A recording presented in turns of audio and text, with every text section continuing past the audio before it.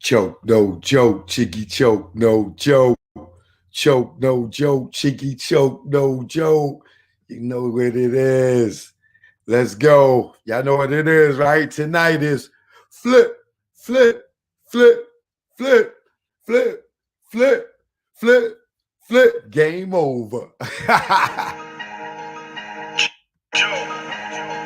Yeah.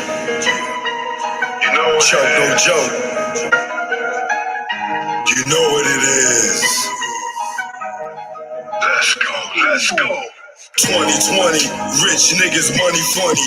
We got killer bees and I lost my honey. My little sex master, yeah, she was a distraction to my mathematics. Then Corona happened. The government capping on what's really happening. Rock Nation signing niggas that's out here ratting and chase the captain of the ship.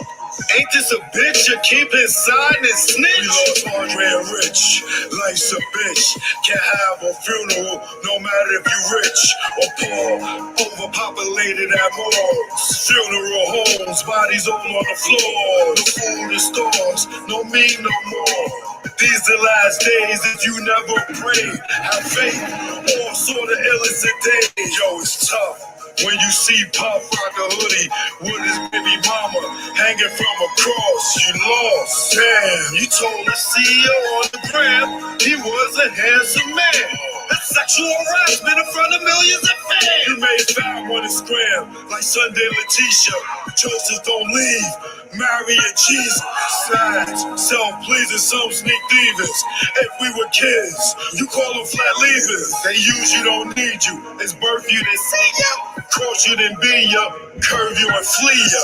Niggas wanna be you until they see you. They idolize you, like you in the case. Nigga, you normal, got punched in the face. In the A on stage, or any place. A nigga like me never retire like Mace. And don't even care if the church is the escape. Last real nigga alive amongst your face. Y'all big mad, no frost in the place. You can't come out. Epstein flight log is out. And tell us what that spirit cooking about. Head to head with a satanist and niggas in doubt. The power of the dark side block me out. That's why I'm black and get it in any sport trick. That's why you the non-factor. 6ix9ine keep acting like you ain't acting. You wasn't flagging in the court yapping. That tough guy on the gram was just blabbing. Nigga, you can't. I'm the king of New York. At y'all niggas, I'm laughing.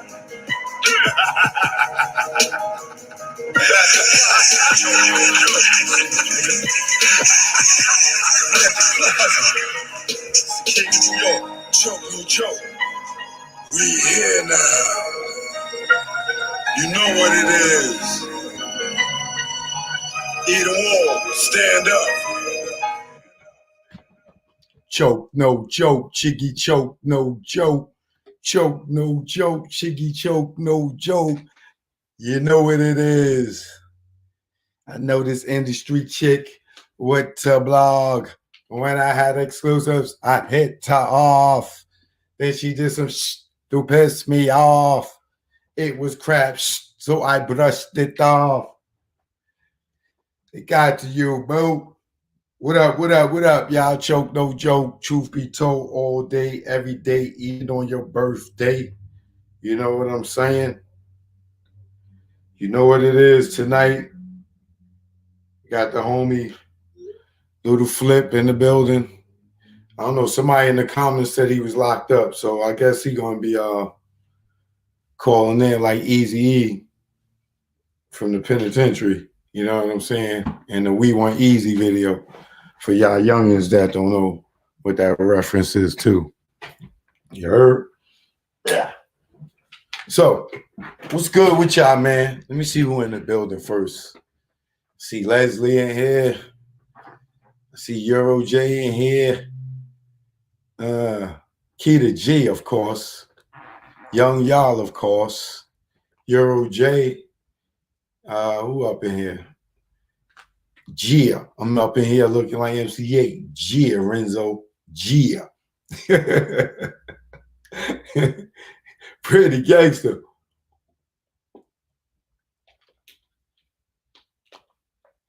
OGDG. Happy Labor Day to you, Treasure, and to everybody out there. Happy Labor Day. If you've been out there partying, stay away from me for about 14 days. Ain't nothing personal. I don't know who you was around. You don't know who you was around. You don't know the people you was around, who they was around. So don't come around me. All right?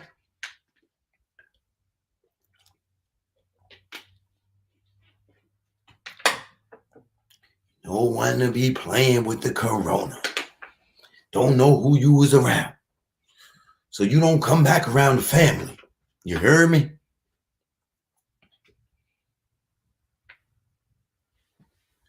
Houston up in here deep. Okay. I see LJ. I see LJ. I see Mary Jane. Mary Jane. I love her just the same. Mary Jane. I wanna really.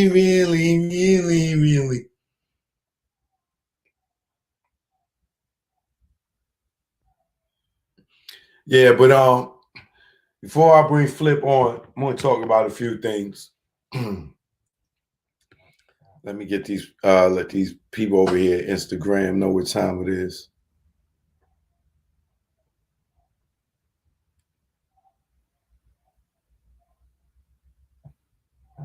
Oh yeah, y'all. On Wednesday, I got the author Terry Woods. She will be in the building.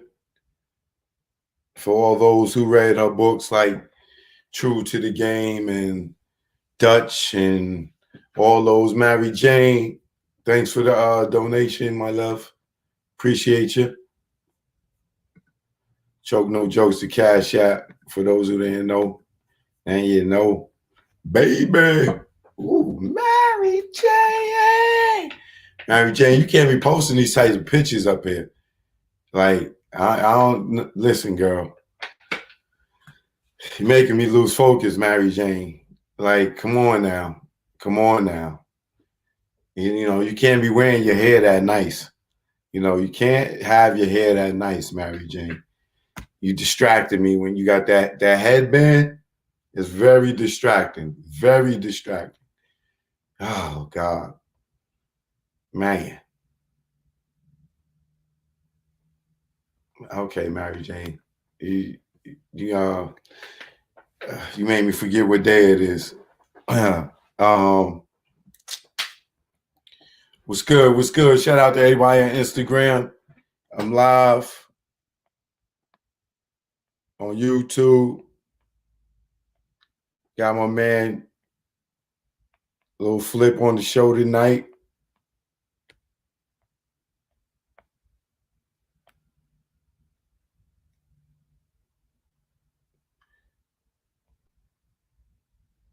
What's going on, everybody on Instagram? Y'all know it's going to be times I'm going to need to use my phone.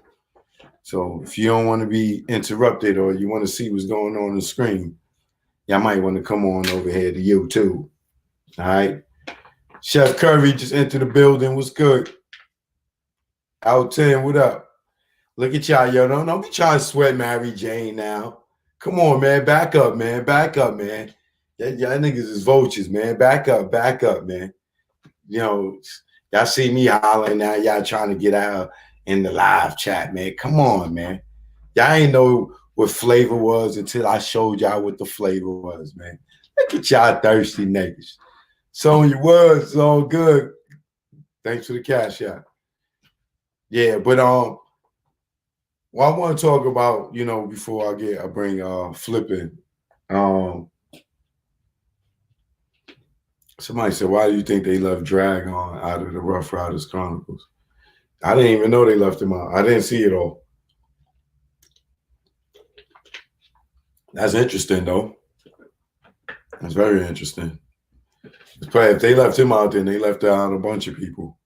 But, you know, these people don't be knowing, you know, they just be knowing the main stars. They can't get to the root of the story. And they ain't me, man. They not me, man. This is what happens when Choke don't produce it. You get a fake ass story. You know what I'm saying? But the thing I wanted to talk to y'all about, LJ, good looking. is all these dudes with all these liquors, man. H-Town in the building, H-Town fight, what up? All right. Get that little flip joint, that little flip video game. Yeah, what I want to talk about is, man, what I noticed a lot in the hip hop community is when dudes start getting in their late 30s, early 40s, 50s, I see a lot of dudes have complications with their livers and kidneys and stuff from drinking, because in the lifestyle of the hip hop culture, you know, you party a lot, especially if you're a promoter. If you're a promoter, you probably have a drink every night. If you're a DJ and you book like that, you might have a drink every night. If you're a host, you might have a drink every night. You know what I'm saying? So, in our culture, you know, it's pop bottles, it is pour out some liquor for the homies. It's, you know, yo, we bought a case. You know, I think that it's coming to the time where we start getting conscious about this drinking. You know what I'm saying? Like, niggas got to start deading all this different liquors. You know what I'm saying? And I don't want to say one particular liquor, because then niggas gonna feel like I'm targeting their liquor. But I'm talking about all these liquors, these dudes that all push these liquors on us. You know what I'm saying? It isn't healthy for everybody to be just drinking. And you got every rapper getting a check to promote certain brands. You get what I'm saying? So, you know, to me, it ain't as equivalent as crack. You know what I'm saying? But it is definitely a destruction to our culture. All the liquor. All these dudes is promoting liquor. You know what I'm saying? All these shows, niggas got bottles all around them. You know what I'm saying? Niggas is Ciroc boys. Niggas is just get like Diddy don't make no liquor. He's just a sponsor. He's a Diddy is to Ciroc what Ronald McDonald's is to McDonald's. Ronald McDonald don't own McDonald's. You know what I'm saying? Like Barney don't own Nickelodeon. You know what I'm saying? So, like, these dudes Diddy is a mascot that is just a brand ambassador that's getting a big check to give all these other niggas checks for them to pump their brand and stuff. But all they really just pushing liquor on us, yo. It's just liquor. You know what I'm saying? And they everybody's making it cool, whether it's Ciroc, whether it's Dose, whatever. It's because Jay-Z is pumping this. So it's like, yo, so if Cal is the popping nigga, Diddy or whoever, all these niggas, they gonna get they liquors. Like, you know what I'm saying? 50, how many brands 50 done have? That nigga don't get. He just know his name is on it. Y'all gonna buy it. How many brands does this nigga have? Think about it. I can't even pronounce this new joint.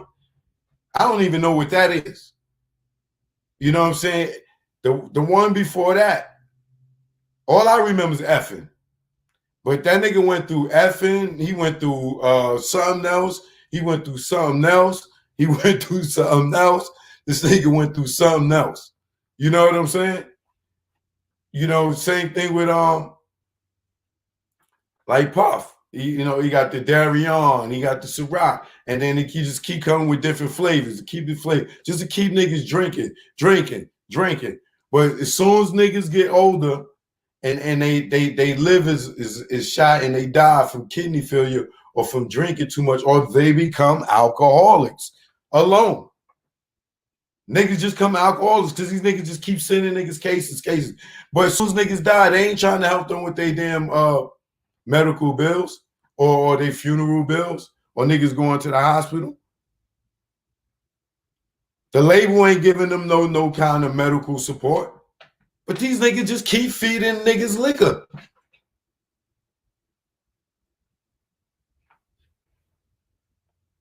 It's like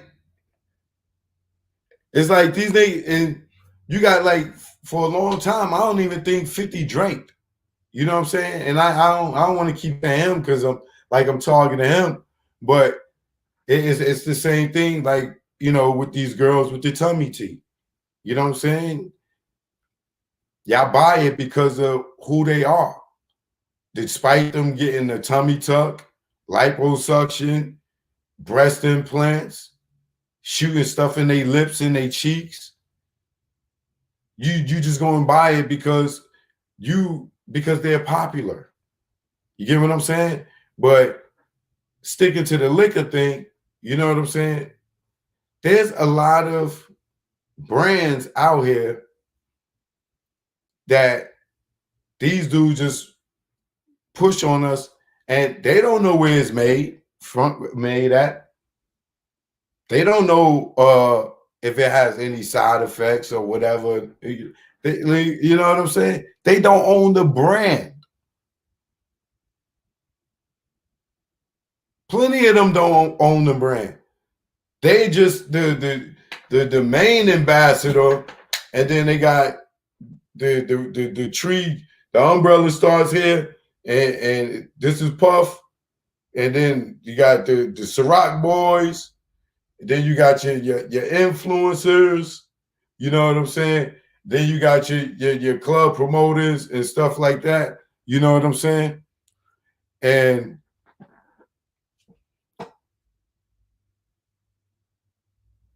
it gets pushed to our culture more. Before, like back in the days, you was a sellout if you did an endorsement deal. You know what I'm saying? If you did Sprite, you was a sellout. You know what I'm saying? Then after a while, niggas started again like, man, forget that. You so-and-so took the check. Now this person took the check. Now this person took the check. Now everybody go for sneakers, clothes, to beverages. Now everybody just pushing liquor on us. Just pushing liquor, just pushing liquor, just pushing liquor. Nigga come with a new flavor, everybody running to the liquor store to get it. Because this nigga saying, oh, the new flavor, summer watermelon. But you ain't thinking about your health. You thinking about looking cool. You thinking about the first ones to pop it, the first one to taste it. But it's liquor.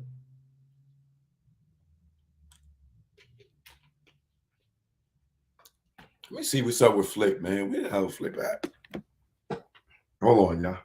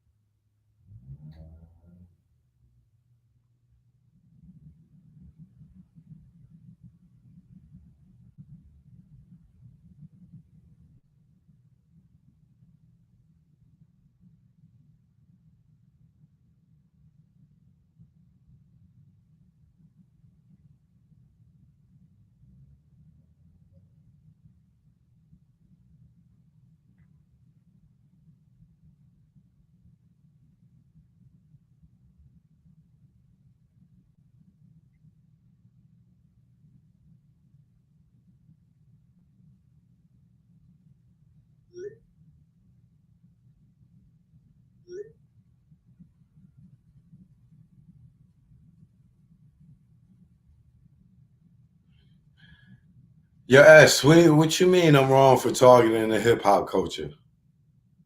Where you at, S? Come here, man. Come in here for a second, real quick.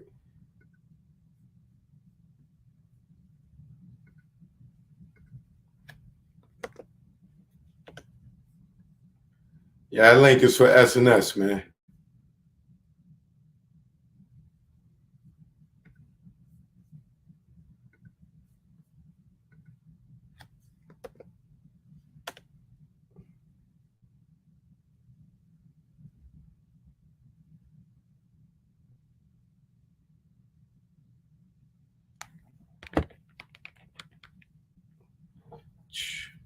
My bad, y'all. My bad. I had to hit Flip real quick.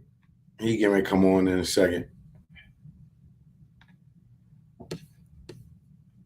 Now, S, what are you talking? I'm not talking. Wait, what am I supposed to target? Rock SNS?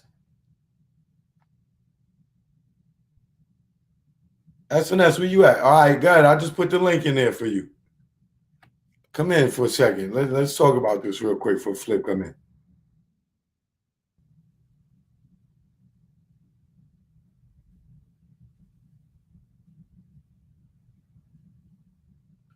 This nigga over here on nigga, I'm on YouTube. You want to come in on Instagram? I don't want to be on Instagram.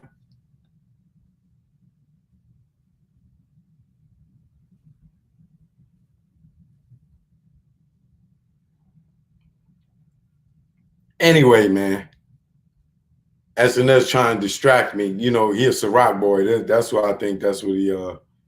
Joe, you messing up our bread. Free game. I ain't say nothing about Jay-Z, nigga. Oh, because he old do say now I'm hating on Jay. Nigga, I'm talking about liquor. And fuck him. Like, if you feel like I'm hating on him, jump out, nigga. Like, who gives a fuck? Why are you here? Where you at, S? Talking all that trash, nigga.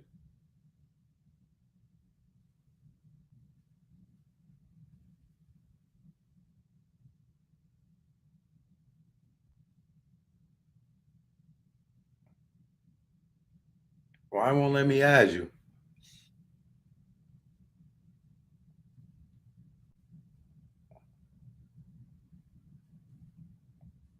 This shit tripping.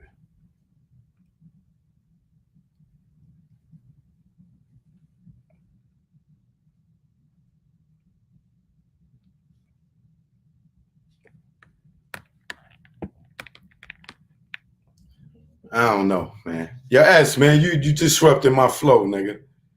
Listen, I'm not targeting hip hop. Well, I'm talking about hip hop. Yeah, you goddamn right. I'm talking about hip hop because hip hop is the ones that I care about. That's who it affects. We destroying our own people. You know what I'm saying? Like, what are you talking about?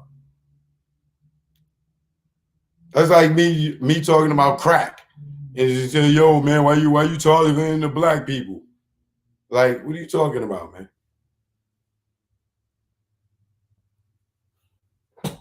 I'm just saying that a lot of these goddamn liquor companies give money to the hip hop community to buy the liquor. Jessica, what up? Jessica Reed in the building. And they keep and they'll give us liquor and send us cases and stuff, but they won't never contribute to your medical bill. You know what I'm saying? How many of y'all niggas that Ciroc boys got in your contract that if you have liver or kidney failure or any medical coverage in your contract with Ciroc? Where you at, S? Answer that question.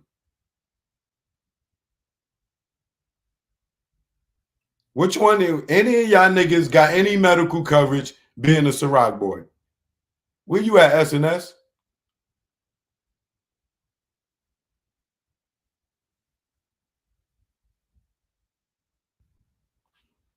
S scared to death. Flip, I see you. Okay. All right, man. I'm about to get into this little flip thing because SNS is scared to death. Talking about I'm targeting hip hop. How many of y'all Ciroc boys got medical coverage? Just answer me. Puff probably don't even got medical coverage. But like, man, I'm about to get into this little flip, my story from my mouth live. As you already know, he don't even need no introduction. Y'all already know what it is. You know what I'm saying? And plus, y'all been waiting. All right. Flip, what up? What's up, my guy? Ain't nothing. What's good with you? Hey, you know me, man. Working smart, not hard, and staying out the way at the same damn time. All right. Yeah, I see you on Clover G time. Yeah, yeah. But you know what's so crazy? I saw the thing you sent me. I, Right. I didn't know that was the actual link. I thought you were showing me the platform it was gonna be on. So I'm waiting on a whole new link to come. And I say, oh, I guess that's the link. Right. All right, all good, all good. How you doing though? Man, bless my guy, bless man. Working smart, man. You know me. How you doing? I'm good, man. I can't complain. Staying sucker free. Hey, understood. I got it tattooed on me. So I don't do tattoos. I would have one of those too. You suck ass niggas in this industry. yep. Yeah, but so my story from my mouth is, basically that. You telling your story from your perspective, and it's a lot of people out here that be telling your story and be screwing it up and Right. making false truth. Like before this even started, somebody was like, "Yo, little Flip is locked up." You know what I'm saying? So I'm like, all right, well, since Flip is locked up, I'm gonna let them think Flip locked up. And you know what I'm saying? And then everybody in the thing is, yeah, Flip, like, oh, free Flip. This like that easy. Boom. It's that easy. Yeah, now that's how it go, man. With this industry, man, you gotta have thick skin. You gotta have level 5 bulletproof armadillo skin in this shit, man. Yeah. Right. True story. Yeah. So tell the people where you're originally from and where you currently reside. I'm from H-Town, Houston, Texas, to be exact, and I still stay in H-Town. You know, born and raised. I'm a worldwide. What I like to call myself a time traveler, a jumper. You know, I be everywhere, but at the end of the day, H-Town, my home, and this is where I'm at, man. All right. How would you say was your upbringing? Poor, middle class, or rich? My upbringing was right in the middle. Like Okay. we was right in the middle. We wasn't rich, but we wasn't poor. You know what I mean? So, um, like my grandparents, like I stayed with my grandparents. My dad and mom, they was around, but they split up when I was younger. But I spent most of my time with my grandparents. You know what I mean? At my mom's house, like she didn't have as much money as my grandparents, right? So I got to experience, I ain't gonna say poor, but like having less than what I was used to, and so, but I always hung around other people who had less as well. And, I would always look out for them. Since I had more, like I'm the one that would always, I go to the store, my homie ain't got no money. You finna eat. You know what I'm saying? I'm going to the store. Even back when I started all my rap groups that I was in before I, became a solo artist, like I was the one with the money. And if I'm going to buy one, if it's 3 members in the group, I'm buying a jersey for me. You getting a jersey, you getting a jersey. You know what I mean? Like, so that's just how I was. Even though I had, more than others, shit, my goal was always to try to uplift the next person. So, my grandpa, Army, I got multiple Army veterans in my family, barbers, musicians. Like in my family, you born in my family, you doing music. My grandma, she played the piano for the church. So I learned how to play the drums, the piano, sing. I'm in the studio, you know what I'm saying? My god aunt is Terry Ellis, you know what I'm saying? Within Vogue. So I've been in studios and being backstage, and my grandpa he had worked for Maxwell House Coffee for like 30 years. So at the age of like 5, 6, 7, 8, I'm riding in parades on the Maxwell House Coffee float. That's one of the main reasons right now I don't drink coffee, because as a kid, my grandpa used to get all the new coffee before it came out. So Mhm. hell, I was drinking it as a kid. I was like, oh yeah, we got the new shit. This don't come out for like a year. I mean, so Right. boxers, athletes. My grandma turned her garage into a beauty shop. So I watched her, play the piano for the church, and then have her own beauty shop. And then she turned that beauty shop and bought another one. So she kept the one in the garage and then made another one. So my grandma had 2 beauty shops, and so I'm like, damn, you really can, make it like you know, a lot of times the world, like they brainwash you into this. If you don't have a 9 to 5, it's not a real job.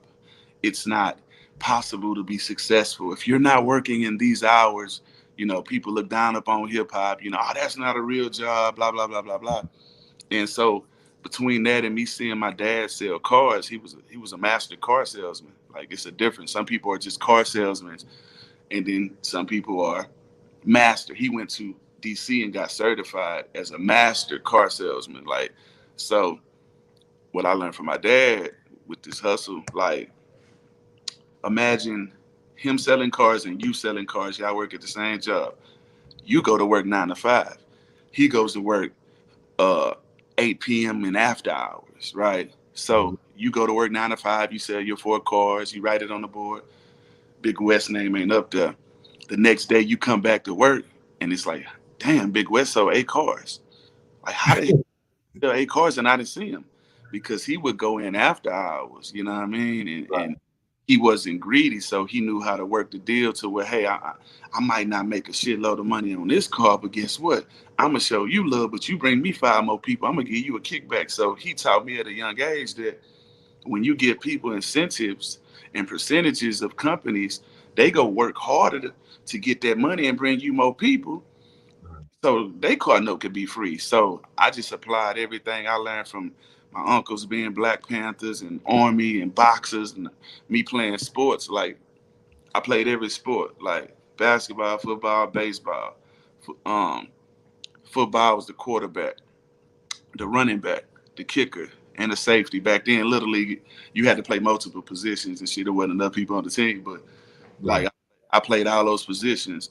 Baseball, I played center field. I played baseball 2 years. I ain't really like it. I could pitch, but I seen a couple of my partners get hot line with the ball, being pitchers, and it cracked they whole corny and shit. And I was like, you know what? I'm gonna be out here in the center field, but it was boring. Nobody ever hit the ball. So Right. then Houston hot as fuck. So I'm like, you know what? I'm gonna stick with the basketball. You know what I mean? So I was a 3-point champ 2 years in a row. I was a free throw champ 2 years in a row. And every team I played for, I was team captain. So, but besides that, taking martial arts, I'm a third-degree black belt in Taekwondo. I used to box as well. So every sport, everything I played, I always was the team captain. So I'm one of them people that know how to, you know, see a weakness in somebody and figure out a way to communicate with that person without, you know, belittling them or making them feel less than a man. So my upbringing was like a big pot of gumbo of like, you got to be this, you got to be a soldier, you got to be a militant Black Panther, you got to be a thinker, you got to learn how to sell, you got to learn how to negotiate your prices, man. And so I'm just a big ass sponge, man, of all these people that I grew up in. And then, you know, I'm from Houston, so, you know, my bloodline, then, you know, we're affiliated with Jay Prince. I watched Jay Prince turn rap a lot to what it is. So, you know, my mind frame on how to make your own money, empower your people, and mob like you need to mob. You dig what I'm saying? You know, so my upbringing was just a wide variety range from the hood to my elementary. I went to like a predominantly white elementary because after the first year in like elementary in my neighborhood, they told my parents I was too smart. So they put me like in Houston, like River Oaks is like predominantly, you know, upper echelon neighborhood, you know what I mean?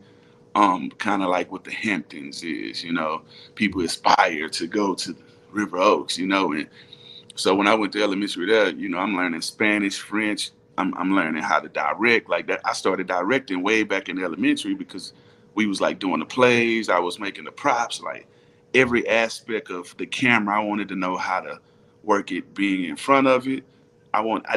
Man, I'm just a sponge, my guy. So my upbringing was just some educational shit from the hood to the corporate world.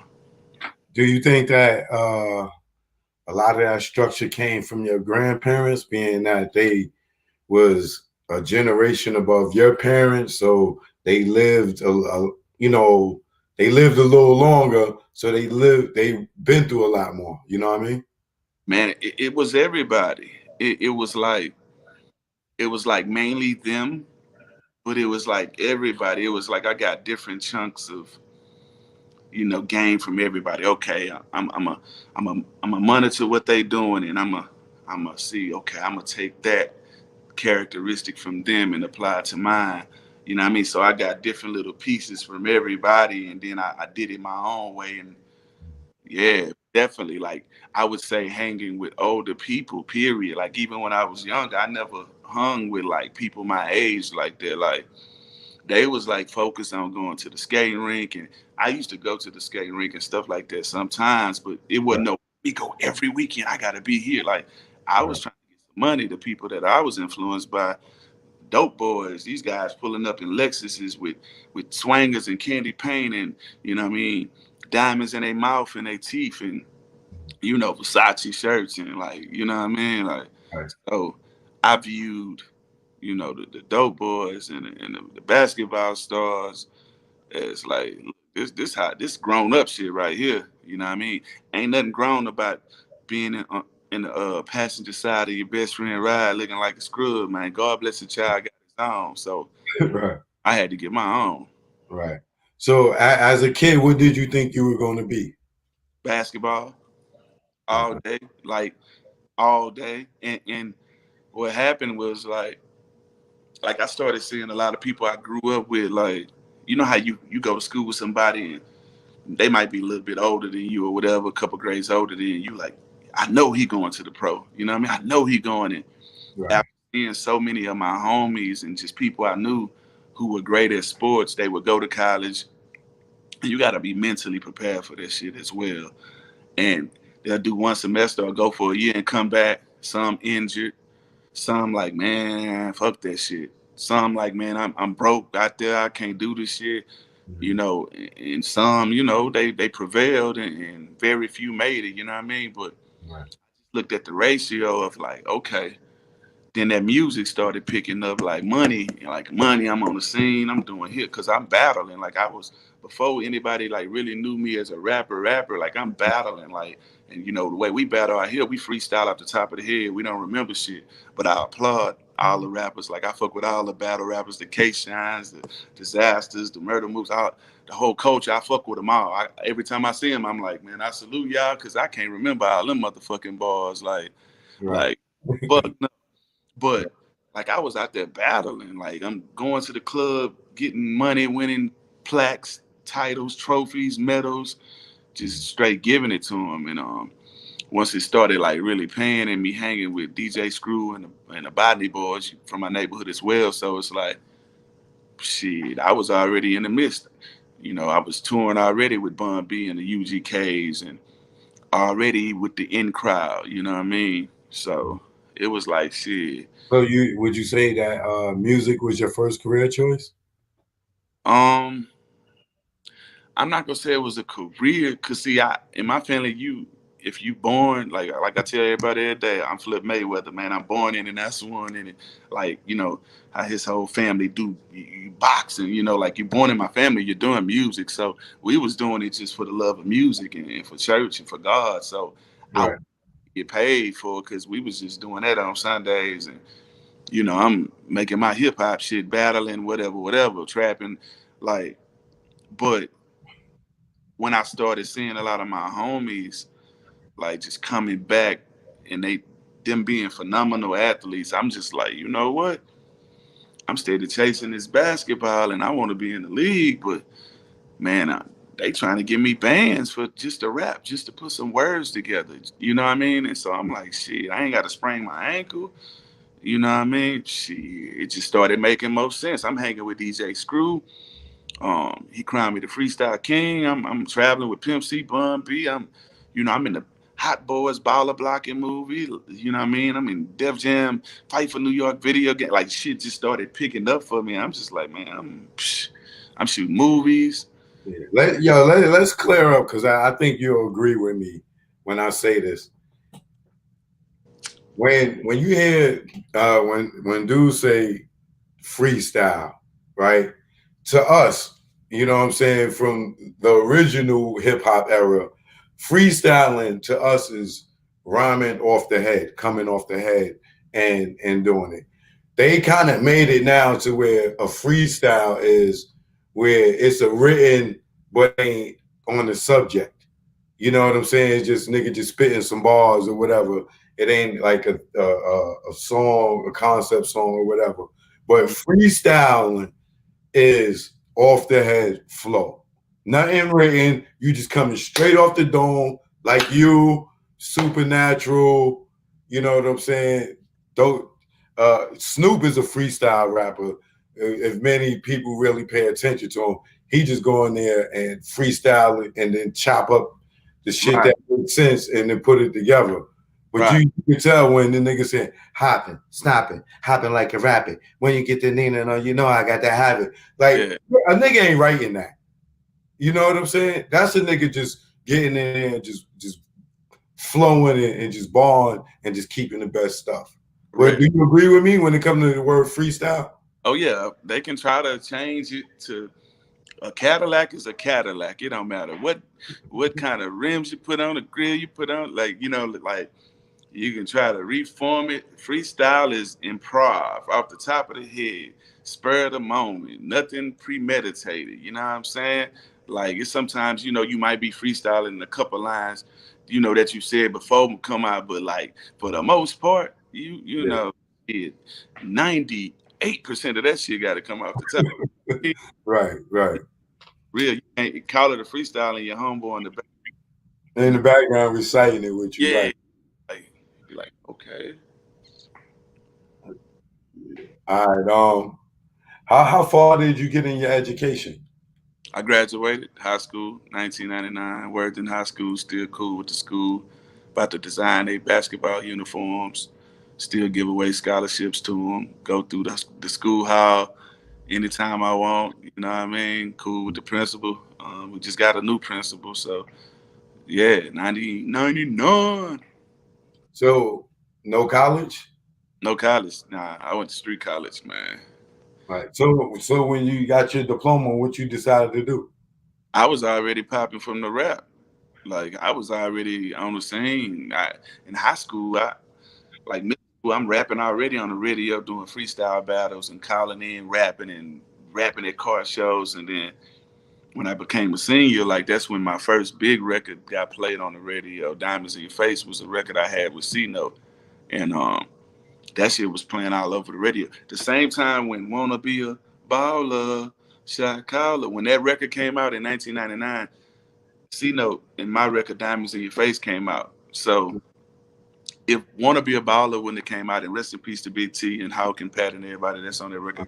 If Wanna Be a Baller wouldn't have came out, That little choice on, right? correct. Yeah. If that shit wouldn't have came out at the same time, Diamonds in Your Face would have been bigger. A bigger record. You know what I'm saying? Right. But Yeah, Wanna Be a Baller was a monster, nigga, everywhere. out of that. And the dope part about that, C Note actually is on Lil Troy's album too. So it's crazy that C Note had a single out that was competing with Wanna Be a Baller, and he still was on Lil Troy album, Sitting Fat Down South. So it was dope though, because then Troy came back on his second album, and he paid me to be on the second album on the record called Lean to the Left, which was my first video I got on BET. And yeah, so I'll never forget that. Lil Troy, appreciate you putting me on BET on the Lean to the Left. And but yeah, I had that record on the radio, 97.9, playing everywhere. Like I was in probably like 25 markets, so I was able to utilize that and piggyback with a group album called HSC, Hustler Stacking Ends.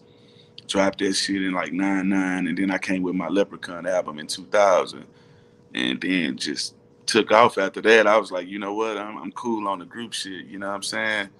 I gotta go. I gotta go. Like, Right. wait on nobody. Because the person that's most accessible and always ready to go is the person who go last long. Because a lot of people they got things and strings that, man, damn, I can't go out of town tonight. I got to babysit. I ain't got nobody to watch my dog. I ain't got no, man, listen, guess what they go do? What their promoter go do? Okay, click. Yeah. Go somebody else. You got damn right. Always ready, man. And that's how I move. Like I don't want no pets, because when I want to go, I want to go. And if I gotta go somewhere and they say, yo, we need you to stay for 6 months. I'm good. You Yep. know what I'm saying? I don't want nothing to tie me down. If I got a chick that and she don't understand that, skirt, see her too. Goodbye. Yep. You know what I'm saying? It's always business first with me. You know what I'm saying? Because these relationships, they always seem to end. You know what I'm saying? You think about all the stuff that you let go, you know what I'm saying, to appease somebody else. And then you turn around, you ain't with them no more, and you think of all the opportunity that was lost. Yeah. That you could have did while you was with them, but they feelings don't, or they don't understand your lifestyle. You know what I'm saying? And you got automatically you're gonna be fucking with some chick or something. You know what I'm saying? So that's why I keep it to where if you don't understand this game we in, then I'm not gonna be saying explaining myself because I'm Yeah. gonna miss something. Hey, preach. You know what I mean? So at what age do you feel you became a man or an adult? um, that real moment. I mean, I would say when I got my own house. You know, you can have a car, you can have a apartment, you can have, you know what I mean? Everybody got things that they want, you know what I'm saying, that symbolize a man to them. But I feel like when you under your own roof and taking care of your own bills and you standing up on your own, that's when, it was points that I had a whole bunch of money in my pocket and felt like I was a man and the man. But truly, once you get your own bills with your name on the motherfuckers, yeah, that's So I had my own spot when I was 17 and 18. You know what I'm Oh, saying? so about there. All Yeah. right. Um.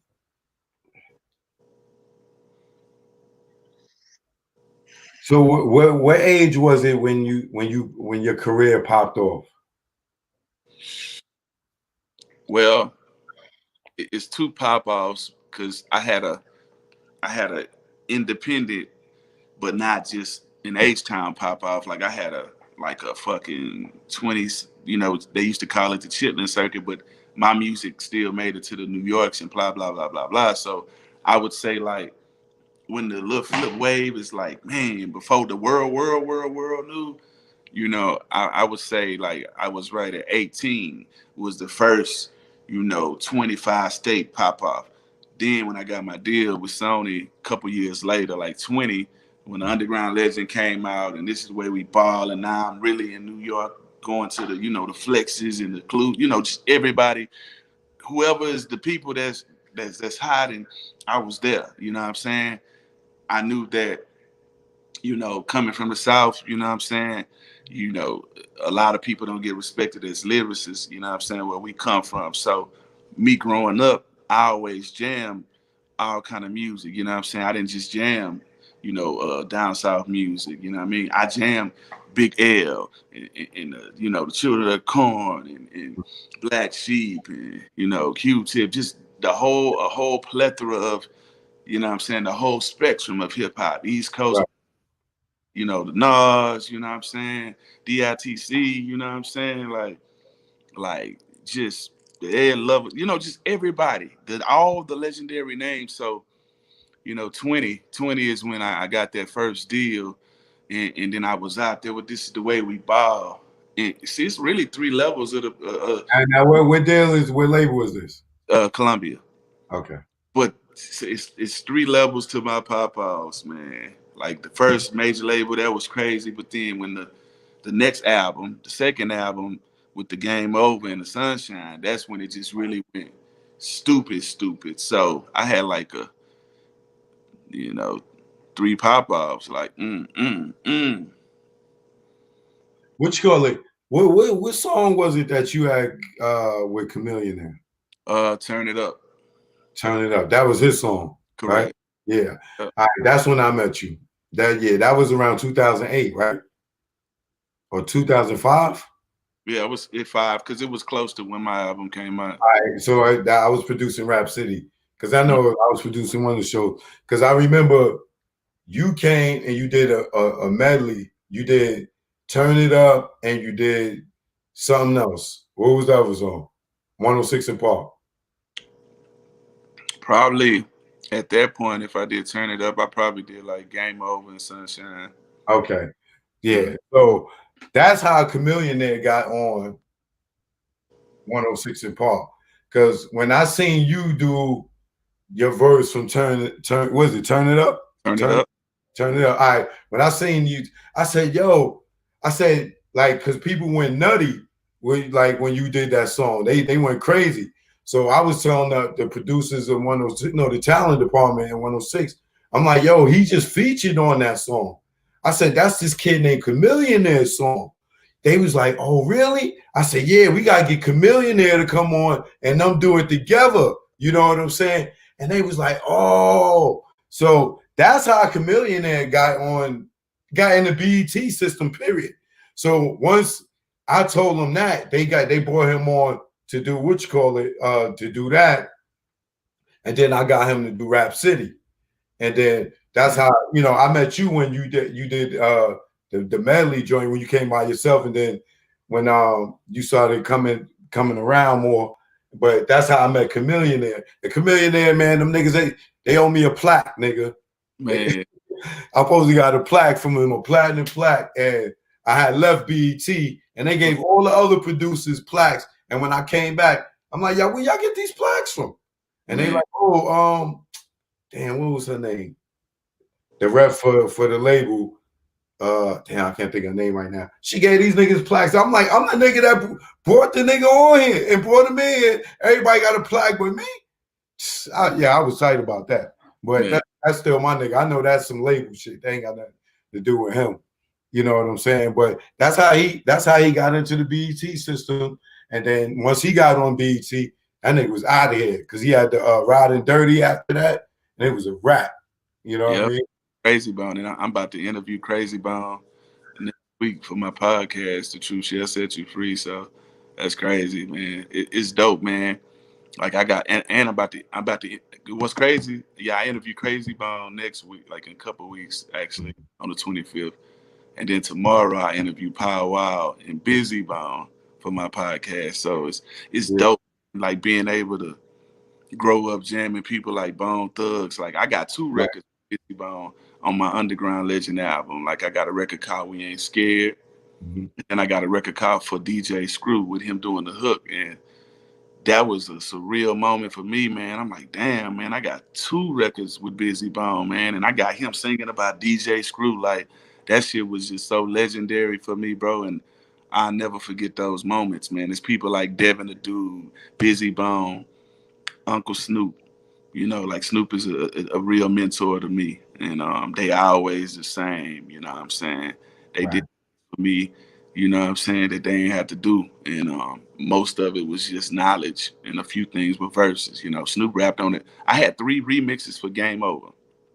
I had the Down South remix with me, Bun B, and Young Buck.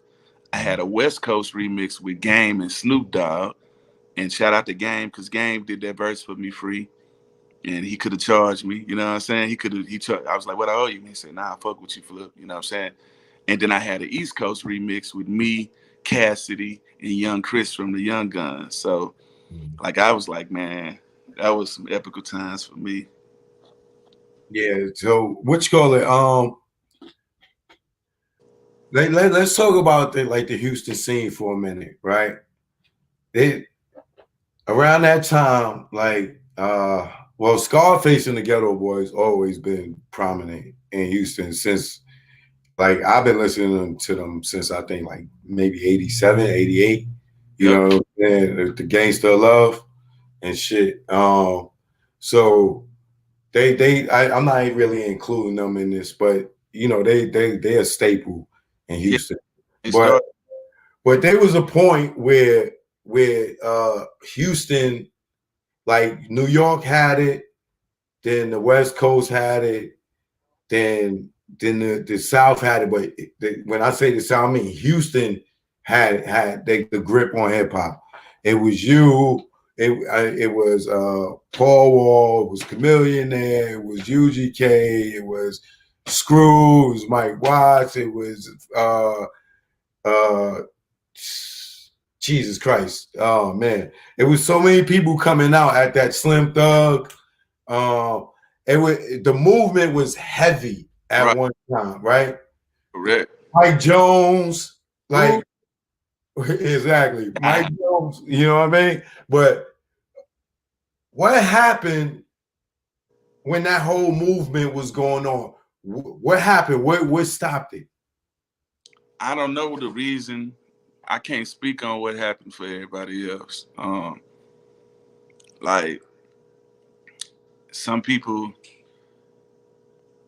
get major deals, and sometimes people feel like they don't need to work no more, and sometimes it make people go harder. You know what I'm saying? Or sometimes people just stay in the same.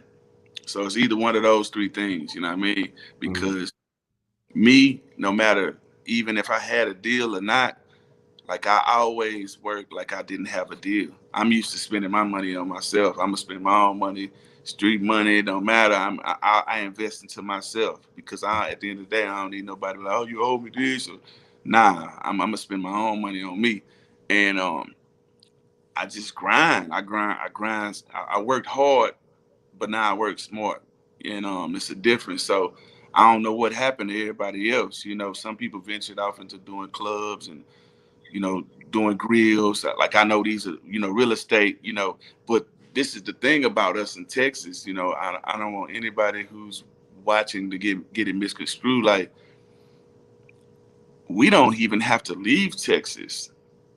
And whatever we put out is gonna make a minimum of 200 to 300, 400,000. That's a minimum without us not even promoting it. Now, if we promote it, we go get 1 million out of Texas no matter what we drop. You know what I mean? And that's if we don't want to leave Texas. So, you know, Right, that's because y'all the biggest state outside of California. man, yeah. So, and, we go everywhere. So it's like everybody just got their own pace that they like to work. Some people like to be in the media, some people don't. You know what I mean? Everybody got different personalities. But during all that, I know one thing I never stopped. I never stopped, putting myself in situations to get other bags. Like not only do I do rap, I do EDM, gospel, R&B. I manage fighters. You know what I'm saying? One of my fighters is signed to Golden Boy. Um, I got a tattoo shop in San Antonio called Time Bomb. I got a jewelry shop in Austin called TJ Jewelry. I got my own air freshener. I own a percentage of this company right here called Exotic Pop. All the rappers have been promoting this, and nobody knew I owned a percentage of it until like 8 months ago. So, I've learned in this game, some of your businesses you put your name on, and some you don't, because Exactly. people that say they go, support you and they fuck with you. You my dog, man. They want to be at the shows, want to be on stage with you, and then you drop your album. So I'm gonna do a challenge right there, right now. This is if he really your homeboy challenge.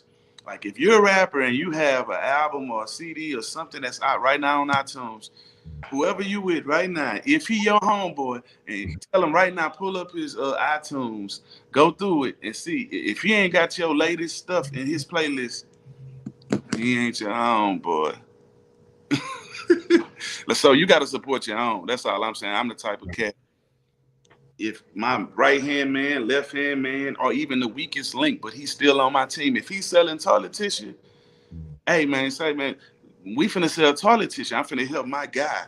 Like, and that's how all these other races are, coming up. You know what I mean? Especially the Asian community. Like they put their money in and they're frugal with their money. They don't have to be flashy. They don't have to, you know what I'm saying? I'm cool with a lot of Asians and Koreans and everything. Like, I'm really diverse. And so, that's the thing about my King Life movie that's coming out around Christmas. Like it's a movie about unity, man, and like transforming the hood into real business. Like a lot of people, they don't realize. Like my dad, man, he instilled me with the most wisdom out of everybody, even more than my grandparents, because he would tell me so much stuff as a kid, and then when I would see it, I would be like, okay, I know what this is. It's like some real energy shit. I'm a real, energy person. And so Right. I learned a lot, man, taking advantage of every situation, man, utilizing your people, but not using your people. Right. Yeah. let me ask you, like, right now, like Megan the Stallion, she's hot, right? And she's from Houston. But in my opinion, I feel like, she abandoned the city to go over to Hollywood and, run behind Rock Nation, whatever. But I feel like if she was like home, like, if Houston was still home and or whatever, and or she ain't fall out with homeboy and and she ain't disrespect Jay Prince, that she would have the torch right now that will give y'all the torch back. You get what I'm saying? Because it's like she ain't bringing up no artists from Houston right now. She not really collaborating with none of the vets from Houston right now, and she got the torch. She even got the torch for the female rappers alone. You know what I'm saying? So she got the opportunity to bring the city up, and she's wasting the spotlight that she got right now on being, running behind Beyonce, and and to me it's like, look, all right, you got the song with Beyonce.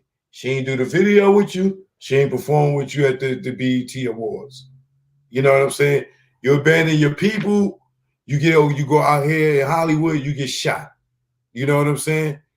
I don't think if she was still rocking with Carl and he got Prince behind him in the dark, that a nigga would even think about shooting her. Not saying that everybody's scared of this nigga, but a nigga ain't gonna shoot her thinking, yo, she got some big brothers.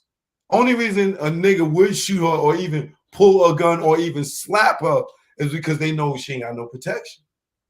You know what I'm saying? The livest nigga would even think about slapping a nigga if she got a live wire brother. You get what I'm saying?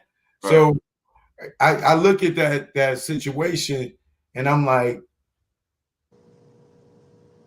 I feel like she borderline pulled a groupie move and ran over there because of the star power, when she could have been a big fish in a small pond back at home than to be out there in Hollywood with everybody. And she got it's so much knowledge with you, with Chameleonaire, with Jay Prince, with Paul Wall, on the independent level.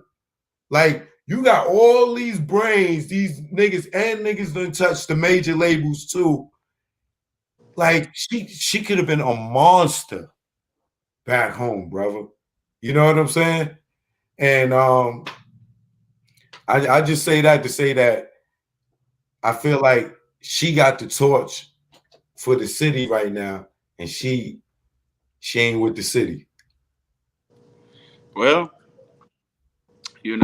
artists got their own path. You know what I'm saying? It's more like the way I feel like some people outgrow their hometown. You know what I mean? Sometimes you gotta goddamn go spread your wings. It's different circumstances. Like, I know people on both sides, you know what I'm saying? I'm cool with Carl, that's my guy. You know what I'm saying? I don't know Megan like that, but I respect what she do for H-Town. You feel me? And I salute anybody from H-Town and work that shit out. You know what I'm saying? But the way I look at it like everybody got their own path, you know what I'm saying? And you only can do so much in your hometown. And everybody, they idolize who they idolize, and the way I feel about it, like, picture this, like, B didn't do the video or nothing like that, but put it like this: Snoop Dogg, he did the Game Over remix for me. I ain't asked him to do the video or nothing like that, but I ain't gonna feel no way that he didn't do the video. Sometimes it's like, nigga just gotta be grateful for what he got, cause nigga ain't have to do that. You feel what I'm saying? Hey, like, how can I look at somebody and be like, hey, you gave me a steak, but you ain't give me no potatoes and dessert? Like, nigga, you gotta be thankful for the steak. So, but as far as the torch, I mean, she got it for H-Town, whether she moved to Hong Kong or LA, she got it. And if she choose to bring somebody up, that's fine. But if she don't, at the end of the day, self-preservation, the first law of nature, and she came in this bitch as a solo act, nigga, and hey, it is what it is. So whatever she do, I hope her and Carl get that shit together and put out some music and put out the albums, fulfill a contract, man. and people can go their separate ways or whatever, man. Finish the business and do your thing. Put on FaceTime. That's how I look at it, man. You know what I'm saying? You know, I've learned to stay out of people's business and shit like that, but I pray and hope they work that shit out and shit, get to the bag, man. That's it. Right. Yeah. Well, you know, when you're a public figure and you do public business, it's public shit. You know what I'm saying? Yeah, I stay out of people's business, but I ain't in the business. I'm just saying from a perspective of an independent nigga, you know what I'm saying? If you got all this knowledge around you, yeah, everybody. Peter moved the Calabasas, but look what he did for New Orleans. You get what I'm saying? All his videos, all his shit was where? New Orleans. But he wasn't living there until he moved back and got the little compound and everything.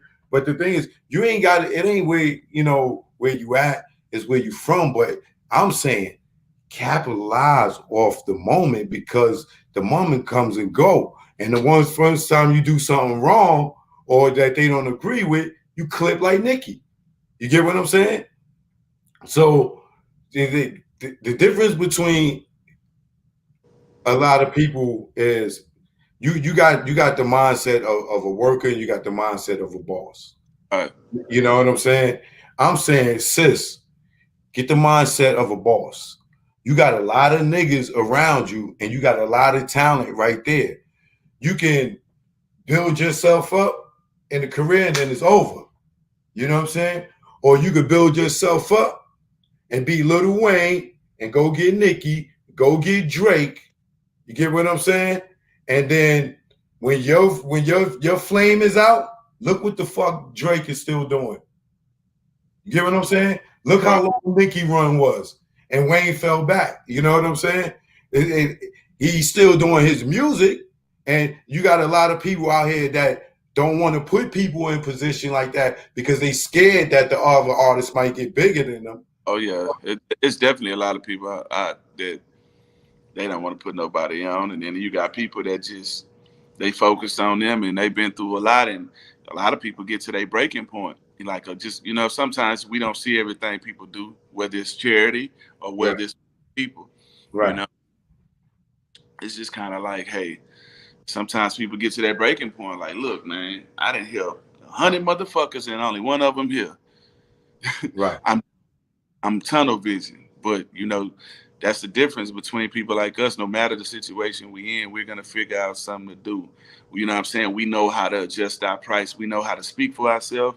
We know it's a time to be a wolf and it's a time to be a sheep, man. And that's why I take pride in collaborating with a lot of these newer artists. Like as an OG, I ain't one of the motherfuckers that sit back and be like, look at all the youngsters, they all using auto-tune and ain't talking about nothing. Nah, it's some youngsters that's using auto-tune that's actually talking about some shit that punchlines, So, I work with the youth.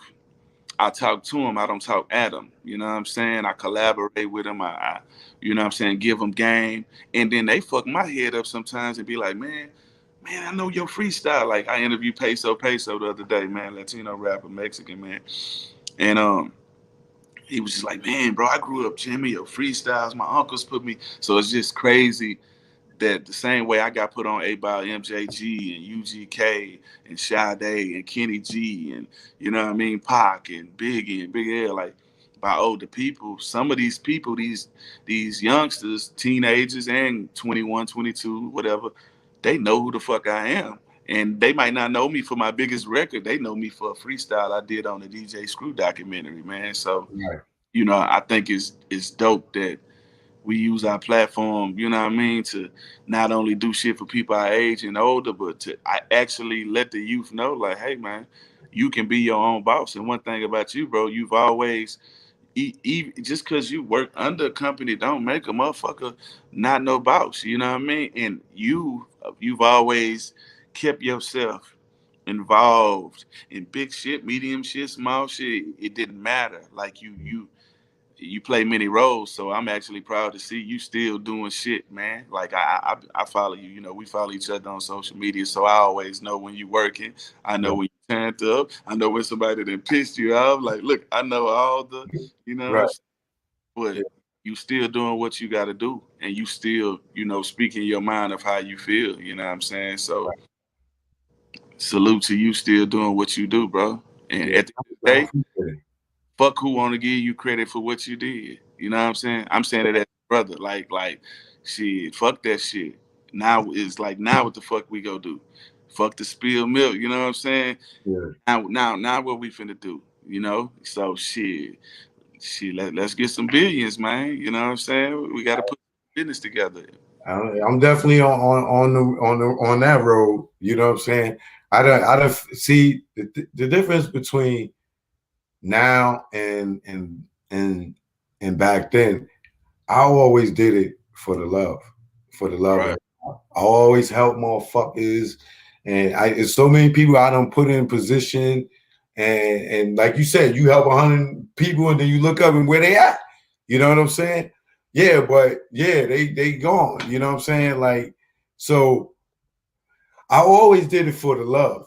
Now it now is for the paper. You know what I'm saying? But at the same time, what I'm doing is I'm educating the young niggas that's listening. Cause it's a lot of them that's still ignorant. Oh, I ain't listening to you, old nigga. All right, dummy. Don't listen. You're gonna be telling the same thing to somebody when you get my age, and you're gonna be mad at them that they ain't listening. So, I just talk to those who listen. Or I just talk, whoever listen, absorb it. You know what I'm saying?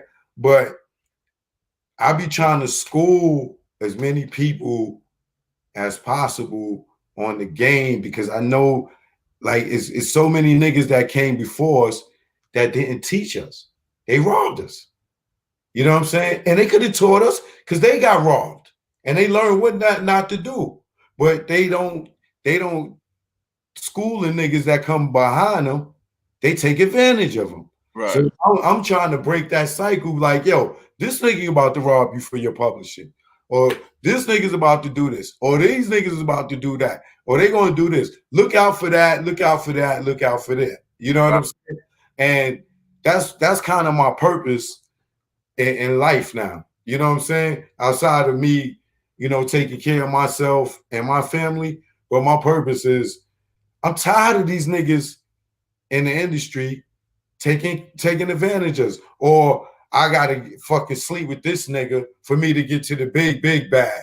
You know what I'm saying? Because the big bag is where these niggas is all doing that fucking weirdo shit. You know what I'm saying? And then you ready to punch one of these niggas in their face like, y'all don't get down like that, then you a threat. You know what I'm saying? Or if you don't want to get down like that, then you can't get to that. So every time you reach a door that's going to get you that, these niggas is on the other side of the door, like, nah, don't let that nigga in. You know what I'm saying? He ain't doing what we doing. Right. You know what I'm saying? So for me, I just school niggas on what to do. So when they get to that door, they know what the hell is going on. Oh yeah, that's the best way. Me too. Like that's what I'm about. Like I don't travel with a team full of dummies. Like my guys is all military, like in multiple jobs. I don't want no one trick ponies, boy. Like you got to be able to drive, shoot, DJ, film, edit, iMovie, Final Cut, Avid, Pro Tools. All of the above. The most skilled people, they gonna be with me, man. So that's what it's about, though. Listening and then talking to the people that actually are listening. Mm-hmm. That's why, not to keep talking about Megan, but to get off of it real quick. That's why I be speaking out to her. You know what I'm saying? Like, yo, you ain't got to listen to me. You know what I'm saying? But you're going to hear some of the things I tell you, and then you're going to see it come into fruition. You know what I'm saying? And whether you take it or not, you know what I'm saying? I'm just going to speak it out there for you. You know what I'm saying? Because these niggas ain't going to never let you be cool with me. You know what I'm saying? Because they don't want you to know what's ahead. Right. You know what I'm saying? But like you said, I just hope that, homegirl, I hate the fact that she got shot. You know what I'm saying? Because I'm a nigga that protect women. I got sisters. I got nieces. Yeah. I got daughters. You know what I'm saying? A nigga shooting a chick, yo? Like, come on, my nigga. If that's what happened. You know what I'm saying? Like, it's one thing to put your goddamn hands on a woman. You know what I'm saying? But for you to even pull a blicky and cock it and fire it. Yeah, that's crazy. What kind of niggas? Come on, man. Niggas ain't niggas.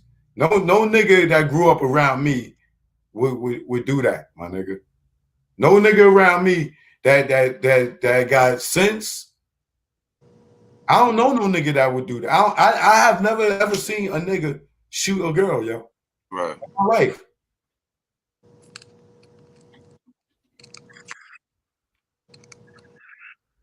Shit crazy, man. Yeah, but what was your early struggles in the game, man, and how did you overcome them? That's the thing. I don't view anything as a struggle because I was doing music for the love and for God, right? So like I was taught if it's for you, you go get it. Can't nobody take it from you. You know what I'm saying? I was taught work hard, fuck the shot clock, fuck the score. Go hard every day, and two more fans is a plus. One interview is a plus. Like just try to top the numbers you did every day. So for me, like being around so many OGs and my dad and my family and being in the streets, like I learning the game from the white people. Like I learned it from all. I learned how every nationality and culture, how they become fruitful with their money and their ideas. And so I just, paid attention to all my different partners, my Indian partners, white partners, Asian. Like I'm like, okay, okay, okay, and I just processed all that shit. So for me, it wasn't a struggle. I just knew if I wanted to be spoken amongst the squad faces and the ghetto boys and the names, I have to go just as hard as them. I have to be at these places they go be. I have to be noticed. I have to collaborate with these people. I want to be signed with these people. You know what I mean? Like I have to figure out a way to get my name in the game. So it was like training for a sport. It was like I want to be the best at it. So I'm gonna do everything I feel I need to be. So for me, bro, it was just the work. I just reaped the benefits from my work. Check this out. Do you feel like talking about this nigga Ti? We don't have to talk about it. I mean, me and him, we on good terms now. Like we actually about to be on each other podcast. You know what I'm saying? So I mean, I re- I mean, not in a beefing way. You know, okay, yeah, well, yeah. I'm some positive shit. I'm cool with that, man. yeah. Because my thing is, I ask, most people uh about the King of the South thing. You know what I'm Right, saying? You being from Houston, right, I just had asked Mr. Serve on. He was on here. He's not even from Houston, but he say his King of the South is Scarface. right, If he said if we in the South and niggas is talking about the best in New York, whether it's Jay and Nas, we put in Scarface. If it's somebody from the West Coast, Cube or whatever, for the king to go up against them, we go in Scarface. Now, I know you know why Scarface let Tip run with that. You know what I'm saying? Because I know we had this conversation years ago, but in your opinion as a rapper, you know what I'm saying, and as just rapper, who is the King of the South to you? I mean, back then, for me it was Scarface. You know what I'm saying? Right. I mean, I feel like DJ Screw. Uh, you know, I feel like Screw. I feel like Pimp C. You know what I'm saying? But I feel like it's multiple ones. I feel like I'm a king of the South. I feel like Zero king of the South.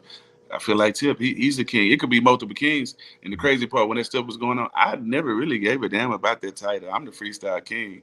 You know what I mean? So I don't really care about, even back in the days, it was a whole bunch of kings. You had this one king in this area, and 200 miles, it's another king. So that's the dope part about it. But yeah, back then, yeah, I felt it was face. You know what I'm saying? Yeah. Um, yeah, it's multiple kings. Shit, I'm one of them. So why did Face agree to that? Man, I don't know. I never asked him, man. Cause I'm the type of person, man. I believe that. everybody got their own opinion. Right. And go feel how you feel. So Right. if you go around, like that's why I said you gotta have thick skin, armadillo, bulletproof, level 5. Like if you go around letting somebody else's opinion, rile you up and get you mad because somebody don't agree with how you feel, then they controlling your emotions. You know what I mean? So But then he co-signed that. hey, everybody got the right to do what they want to do. At the end of the day, I came in this world alone. I'm gonna leave it alone. So I don't care who, you feel me? No, I'm not asking you from your opinion, Oh, okay, okay. but I mean, I'm talking about historically, hip hop wise. Yeah, Like, did Scarface like sanction that? Like, yeah, like gave it the green light or something? it was more so. On something he did that, right? It was some more so like he just said pretty much, I don't want to be the king of nothing. I ain't the king of nothing. Like, so that's like saying I don't care about it. But Right. at the end of the day, I never cared about that shit. Like, you know what I'm saying? You Right. know, Yeah. cared about that. I'm the freestyle king. You know what I'm saying? I want the world. Shit. I want to be the king of the world. Like so. It really was so petty to me, and that's why I'm actually glad we sat down and talked and moved past that shit, and now we at the point where shit, we gonna be on each other podcasts, and it's gonna be historical, and who knows what may happen after that. Who knows? So we on talking terms, and our future bet is brighter than our past. Yeah, well, I'm sure y'all gonna talk about the whole thing. You know what I'm saying? But I just, you ain't got to get into it. But it was a time where you was hanging around us, or hanging with Cameron. Right, I was Dipset. at Rockefeller. You used to hang with Cam heavy. Him and Jim, man, my guy, man. Hey, we got records together, man. We ran the city, like went different places, man. Hey, man. So at that time, I remember like I think Titnat just came home, probably maybe. No, he didn't go to jail yet because I ain't go to BET yet. So Yeah. but anyway, he was around. But I remember we was standing outside the Source Awards. I think we was in Miami. Mm-hmm. And we was chilling because I filmed this. I still got this on tape. I was gonna pull it up to put it on here, but I thought it'd be too much. Niggas think I was trying to start some shit or something. But Right. I still got it on film. I remember Cameron introducing T.I. to you. Yeah. And y'all shook hands and you said, yo, what up? He said, what's up to you? And then I swear to God, it was like the next day or the day after, it couldn't have been no more than a week. Y'all niggas had an issue. What happened between that point and then? Because he shook their hand. It was a lot of petty stuff. It was some he say, she say, that went on. But after that day? I don't know how close it was, but it was, somebody said that I said something, saying to some chicks, and which didn't happen. I don't go to nobody's city disrespecting them. I just, like, what I'm saying? I'm a player. I'm a PI. I come from the game of, like, I don't have to down talk another man to get what I want. If a motherfucker go fuck with you, if a bitch go choose, she go choose. I ain't gotta, Right. you know. So, but it was some petty stuff. Somebody said that, like I said, I run the city or something to the effect, to saying I said that to some chicks, and they went back and said that, and then it spiraled into some he say, she say shit, and I never said that. I stand on any words I say. I ain't afraid to repeat them in front of whoever. You know what I mean? Right. I ain't say. So it just spiraled out into some dumb shit. You know what I'm saying? And, but we moved past it. So that's the Always some broads. Always some broads. Yeah. All right. Well, I don't even want to talk on that no more because I don't want them to try to make it no goddamn headline. yeah. Try y'all got past it. You know what I'm saying? Nah. I just wanted to know because, like, I know I seen, I was there with y'all. We was all, I could put my hand on both of y'all shoulders like this. We was all so close. Right. And Cam introduced y'all, and I swear to God, it wasn't even 7 days. Like this whole big thing just erupted. I'm like, these niggas was just in each other's face. Like I never understood that, but now I understand. These hoes, you know, these hoes ain't loyal. Chris Brown told y'all that, man. Straight up, real life. So what would you say is the highlight of your journey? Man, like musically or life? Both. Shit, I mean, having my sons, you know what I'm saying, is a highlight of my life. You know what I'm saying? Seeing a little you know what I'm saying, that you are responsible for, and you have to, you know what I'm saying, mold their brains, teach them what you was taught, but still know when to pull back and still let them grow into being themselves. So as far as life go, you know what I'm saying, that's hands down. How about your music career? Music career, you know, I gotta say, DJ Screw, man. You know, like I wanted to go plaque. That was the second highlight. You know what I mean?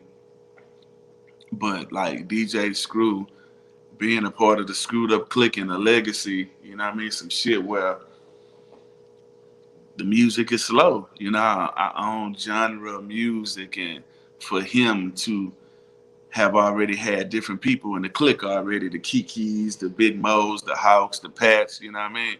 Like, and crown me the freestyle king, and say like, hey, you different. You on your way. You know what I'm saying? Because like down south, like in especially H-Town, you know, we got our own style, which people call a screw tape flow. Like with rappers like, it's that boy, you know, say your name. It's that boy what? I'm a Wood Klein. Broke them boys out. Like that's the H-Town.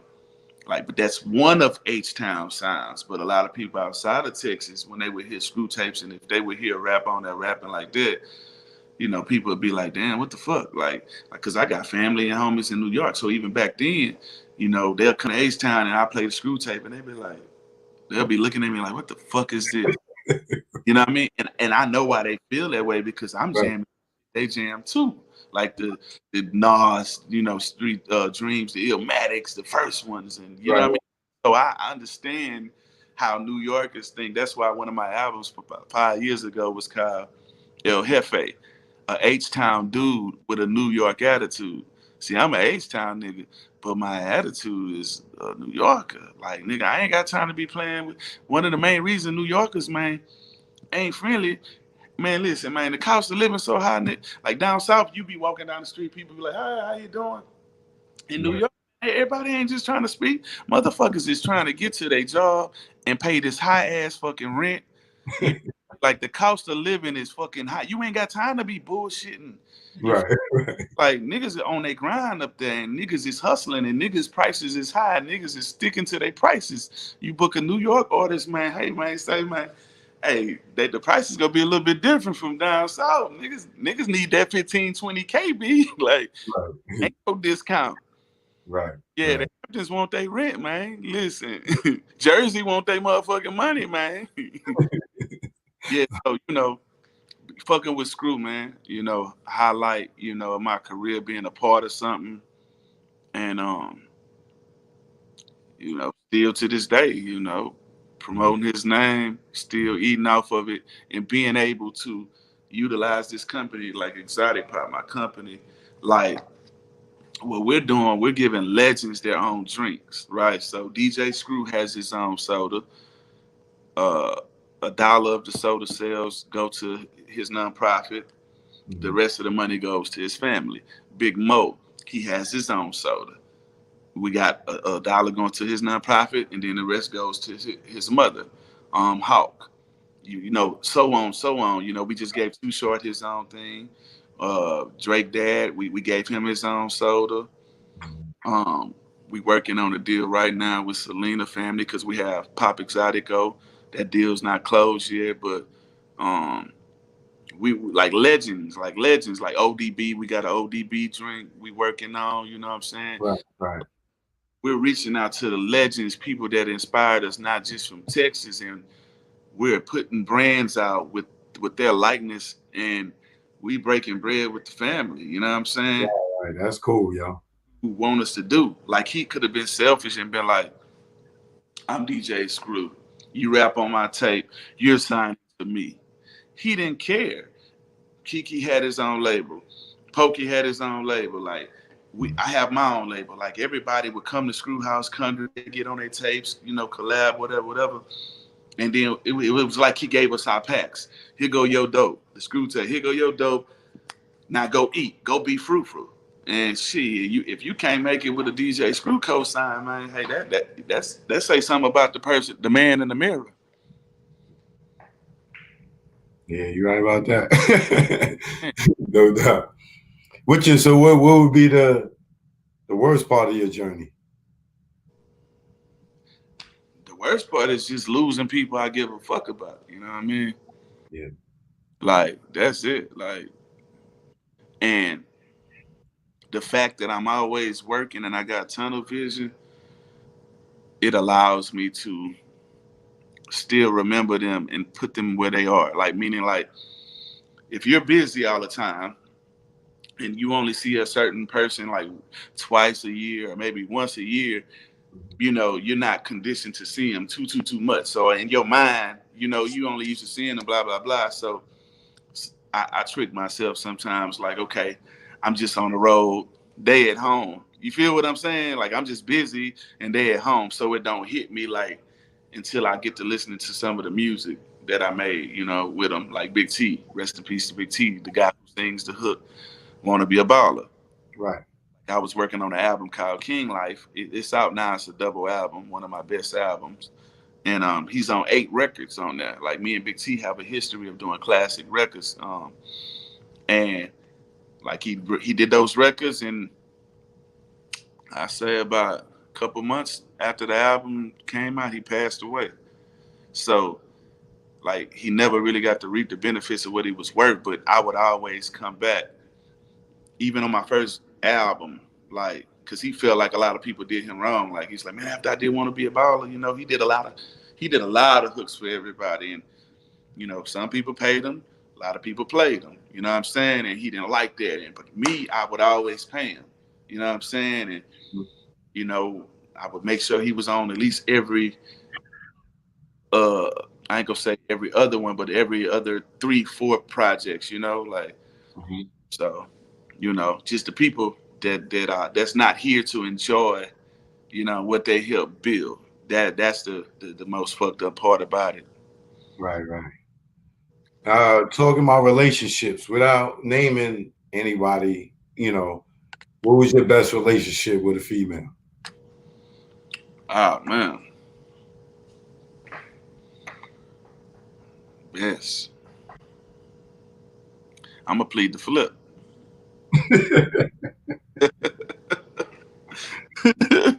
Look,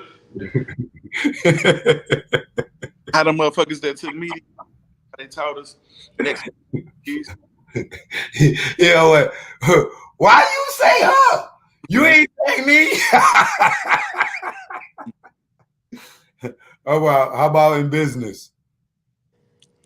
The best person I've been in business with? Yeah. Man. I gotta say,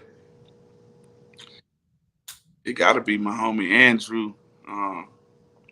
They got this company called Private Internet Access that like protect your IP address and stuff. It protect all your stuff where motherfuckers can't hack your stuff. And he's the you know, royal, like the heir to the Korean throne. You know what I mean? So Andrew Lee, you know what I'm saying? We started King Life Family together. And you know, a lot of people play when it comes to their bread and what they say they go do, but man, he ain't play no games when it comes to the bread and to doing what he say he go do. And he like me, he'll commit to something and do extra. You know, so I gotta say my Korean business partner, man, Andrew Lee, man, because we done went to some LA galas, man. We been around some shit, man. I just look like this. Right. What was your worst relationship in business? Man, I would just say one of my old lawyers. Mm-hmm. There's a lot of sneaky shit going on, man. With your contracts? Contracts, just extra money being put on top that I'm not told about. And I'm the type of nigga, like my daddy told me, don't love money. I ain't greedy. I'm the type of motherfucker, instead of taking it or trying to finesse, like I'm gonna fuck around and tell you, yeah, if you say, if you ask me for it, 9 times out of 10, I'm gonna tell you, yeah, if it makes sense. You know what I mean? Right. Yeah, that shit was like, I was like, damn, but I was making so much money and money in the streets too. I didn't notice it. It didn't, you feel what I'm saying? Like Yeah. it was like, I ain't tripping. You know what I mean? Like, I didn't know nothing about it, but I found out about it later, but yeah, man, I ain't a lover of money, man. So it's out to the G. Yeah. Well, I ain't gonna ask you about your worst personal relationship. You might jump off the screen again. If you could go back and do it all over, what would you do? And people ask me that. Man, I pride myself on being a mastermind, a thinker. Like I don't do irrational shit. So it's nothing in particular that I would want to go and do, because you ever watch the movie The Butterfly Effect? Yeah, Yeah. three of them. Change something, change everything. Thing, you know what I mean? Nothing you regret? Nah, no regrets. I got on the Leprechaun too. My last album I just dropped, I got a song called No Regrets. Nah, man. I mean, like, we all did childish shit that we wish we wouldn't have did. Like, but for the most part, man, the way I was raised, like, I give a motherfucker the energy they give me until it gets to the point where I feel like a person taking me out of my zen comfort mode. Like, you know what I mean? So Yeah. now, like, I'm an easy person to get along with. You know what I mean? But at the same time, my logo is the leprechaun. I mean, the leprechaun could be your motherfucking friend or your enemy. And he seen the movies, man. Hey, for his goal, man, he go, hey, I want me gold, man. He go, hey, step on. The nigga on the Lucky Charm box or the nigga in the horror movie? Man, real life. Which one you want? that Leprechaun movie, that shit was funny as hell, man. Man, in real life, man. That little horror flick joint, that shit was hilarious, my nigga. I agree. Like he was like the little the Chucky. He was like Mm-hmm. a Leprechaun Chucky, yo. In real life. So yo, there's somebody right now that's inspired to do what you did. You know what I'm saying, in this music industry, and you 10,000 miles ahead of them, and they just keep merging on the highway. What do you tell them to look out for? My most important thing is, my grandma told me even the dog deserves respect. So, you can go to a building and even the trash man deserves respect, because you can go shit on that trash man or that intern, and a couple years later you go back to that same building and now he the CEO, he the program director, and he go remember that. Yeah, you was looking at me like I wasn't nothing. Nope, I'm not playing your music. Nope, I'm not spinning your video. Nope, nope, nope, nope, nope. So, treat everybody with respect. Every autograph count, every drop count. For DJ, when they ask for drops, a lot of artists, they be too busy. I ain't got time. Like, I try to do as many drops as I can. And DJs remember that. You know what I'm saying? And the other thing, which is one of the most important ones as well, any job you pay somebody to do, learn how to do it. Because I know artists right now, if their video camera guy leaves or if their engineer quits, they don't know how to get their Pro Tools sessions. They don't even know how to open up Pro Tools. They don't know how to engineer. They don't know how to. I record myself. I mix myself, edit, master, engineer edit my own music videos, direct them, write the treatment, screenplays. I got my own equipment, my own lights, Magic camera, Black Magic camera, the Sony Red, 2 Sonys, a 7D Canon. Like, so your manager job, you need to know how to do it. Your DJ job, you need to know how to do it, because it's gonna be a day when one of those people aren't gonna be able to be there. So what happens? You have to get a show deposit back because you don't know your DJ ain't there, or you better pull out that motherfucking that MacBook and make you an iTunes playlist. Right. Mi gente. And see the stuff that you saying, I figured out in like 99. Mm-hmm. I started in like 95. By 99, you know, I learned how to edit because the dudes I used to hire edit, they moving slow, you know what I'm saying? Because they getting paid by the hour, you know what I'm saying? Milk. Yeah, so I learned how to edit, and I had all my own equipment since then all the way to this day. You know what I'm saying? That's why I always stay independent, because I never had to depend on anybody for doing anything.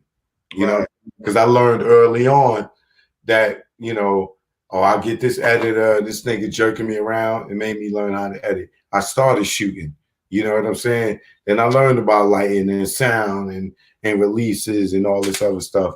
So by the time 99 came, 2000, by the time I got to Rockefeller, 2002, nigga, I was already a one-man show. Nigga, Dane was like, yo, you did all this by yourself? I'm like, yeah. Yo, you need to come rock with us. You know what I'm saying? Because niggas wasn't used to it. He was in disbelief that I did everything by myself. Because he wasn't used to a nigga being able to do all that shit by themselves. You know? So you are 100% right. Learn everything that you got to do for the field you want to be in, or you'll be paying a lot of people to do these things for you, and some of them gonna rob you. Yep, and learn the field you want to be in, and just like college, take some minors, learn some shit that you don't even think you want to be in. Because guess what? Sometimes you'll make more money in the shit that you thought you'd be like, damn, I didn't even want to do this shit, but I'm making way more money doing this than trying to be a rapper. So learn the main thing you're trying to do, and then learn some of them other jobs. Because and study law. You know what I'm saying? Yep. You gotta study law. You know what I'm saying? Because these lawyers will rob you too. Hey, and it be the little words that get you, not the big ones. a real simple word, or have you jammed up one word. It be the little motherfucker be using a big word, thinking, oh, that's gonna get. Man, it's the little ones that get you, boy. That shit crazy, man. But perpetuity. And worldwide and perpetuity. Yep. Or 360. 360 will get you for real, for real. It'll get you, but then on the flip side, look, this is the way I view it. Like, it can get you, but on the flip side, I feel like it balances the playing field, right? Because having a 360 deal, you know what that really does? That reassures your plug that, you know what, if you don't get your money back on the album sales, here's another way for you to get your money, because the record deal is designed for you to get your bread. And if you don't recoup, you owe the label money. So it's better for the artists, because guess what? The artists, they out there doing their concerts. So back in the days, it was better for the artists. Yeah, I'm getting my show money. Yeah, the label, I owe the label $2 million, but guess what? Fuck it, nigga, I'm still getting show money. So your label is in a hole. So now the 360 deal, I look at it more so as like, if I invest in the artist and I know I'm gonna get money back on this, and this, just in case these album sales, which are not selling these days now, and now I have reassurance, you know what? That'll fuck around, make me want to put more effort into blowing you up now. Because guess what? If your music don't blow up, I'll go on my Rolodex and say, hey, Mr. Homeboy who works for Netflix, I have an artist I'm pushing. His music's not really pushing like I need. Can you throw him in this Netflix series you got, man? And can you please play his song at the end and put his album cover and da-da-da? Okay, cool. All right, let me call my contact at Spotify. Hey, can you put him on this playlist? So when you know you go eat around the board and there's other ways to get your money back, you'll go even harder. You know what I'm saying? So it's I mean, that's a matter of opinion or who you dealing with. You know what I'm saying? Because you could sign a 360 with somebody that ain't got that type of reach. Yeah. And you know what I'm saying? They just signing you just on the premise of you built this internet buzz by yourself, and now they want to come in and put a few dollars on behind you because they think they see you getting ready to go into a direction, and they just want they want to get in before you get there. But then you sign with these niggas, and they don't do the right thing, and they don't know what to do. You know what I'm saying? Now you bonded in this contract with them and the 360, so you may not be able to go and do movies, or they might not have the resources for you to do anything. Yeah. You know what I'm saying? Pay attention. Definitely. If you get in a situation like that, it's fucked up. But it's always good to be able to assure the plug that, hey, if you give me 30 bricks and I get robbed for them, guess what? Here's your insurance. I don't getting your motherfucking money back. I like you already. You put the house up as collateral. You put the, hey, you know what? Here, take 40 bricks. But like you say, it's a case by case scenario, though. Definitely. And does the in the 360 deal, does the money that you make outside of the music, it goes towards the advance that you gave you? Is that, are they taking the money from that to recoup from the music? Most of the time, that's how the deal is. Like we put up the bread to get our ROI. We want a piece of this, and it's supposed to go towards the balance. If that's how your shit is structured, and that's how most of them are. But yeah, no, it's a few people probably got some little directors couch contracts. Right. Yeah, you know.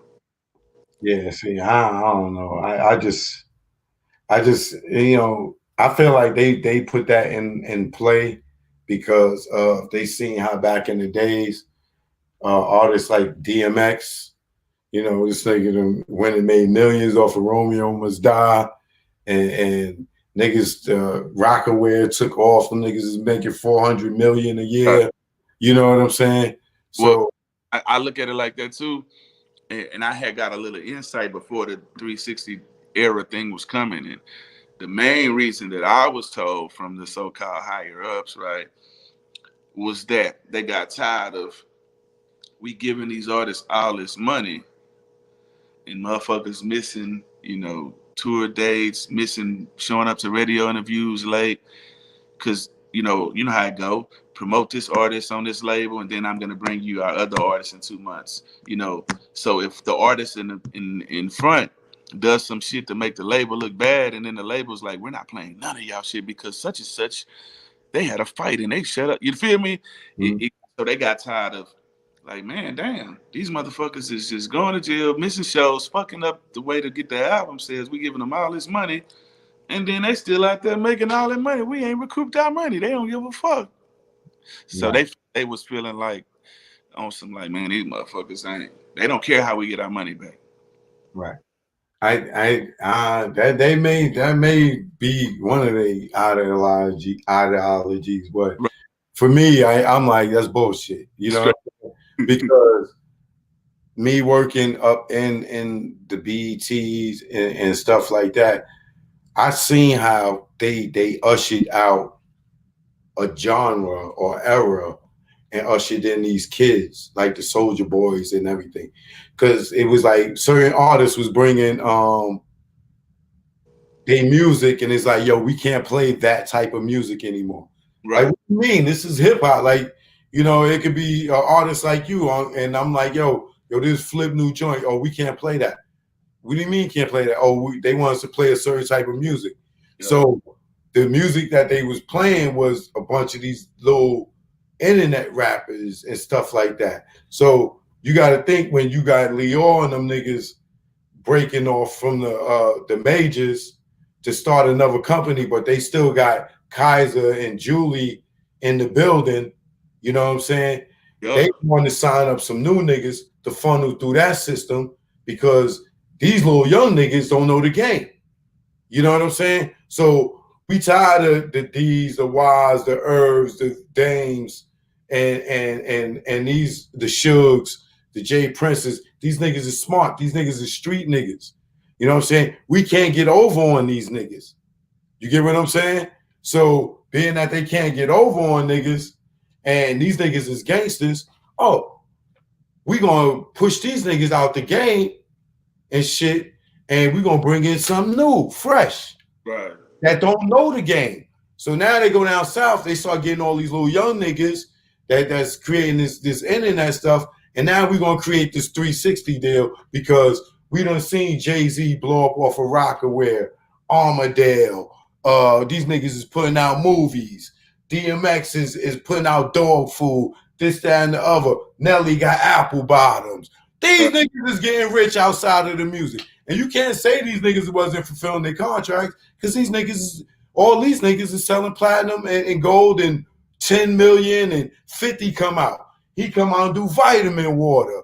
And niggas is making all these money, and these niggas ain't getting none of that money. So they like, for the new generation, we getting the money from all that. They don't know no better. Of all that shit though, like I think it's a combo of all that. Like, because you think that you would have went for a 360 deal back in the early 2000s? It just depends on what the offer was. And see, I come from a hustler mentality. I come from that.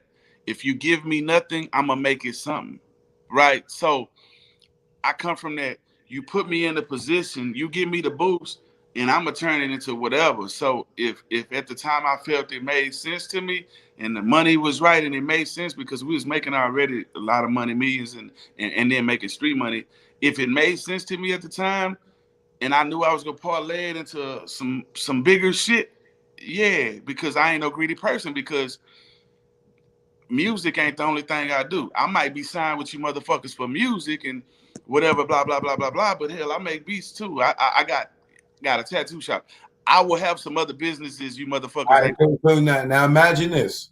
Now say that you signed a 360 back then, right? Now you got this tattoo shop. Now you got this spot in Austin. Now you got this spot in San Antonio, and you ain't really pushing the music like that because you got all these business. Now these motherfuckers still eating off of all these businesses that you done took and built and grown. You know what I'm saying? And you did this outside of before you even got to a label as far as building your brand.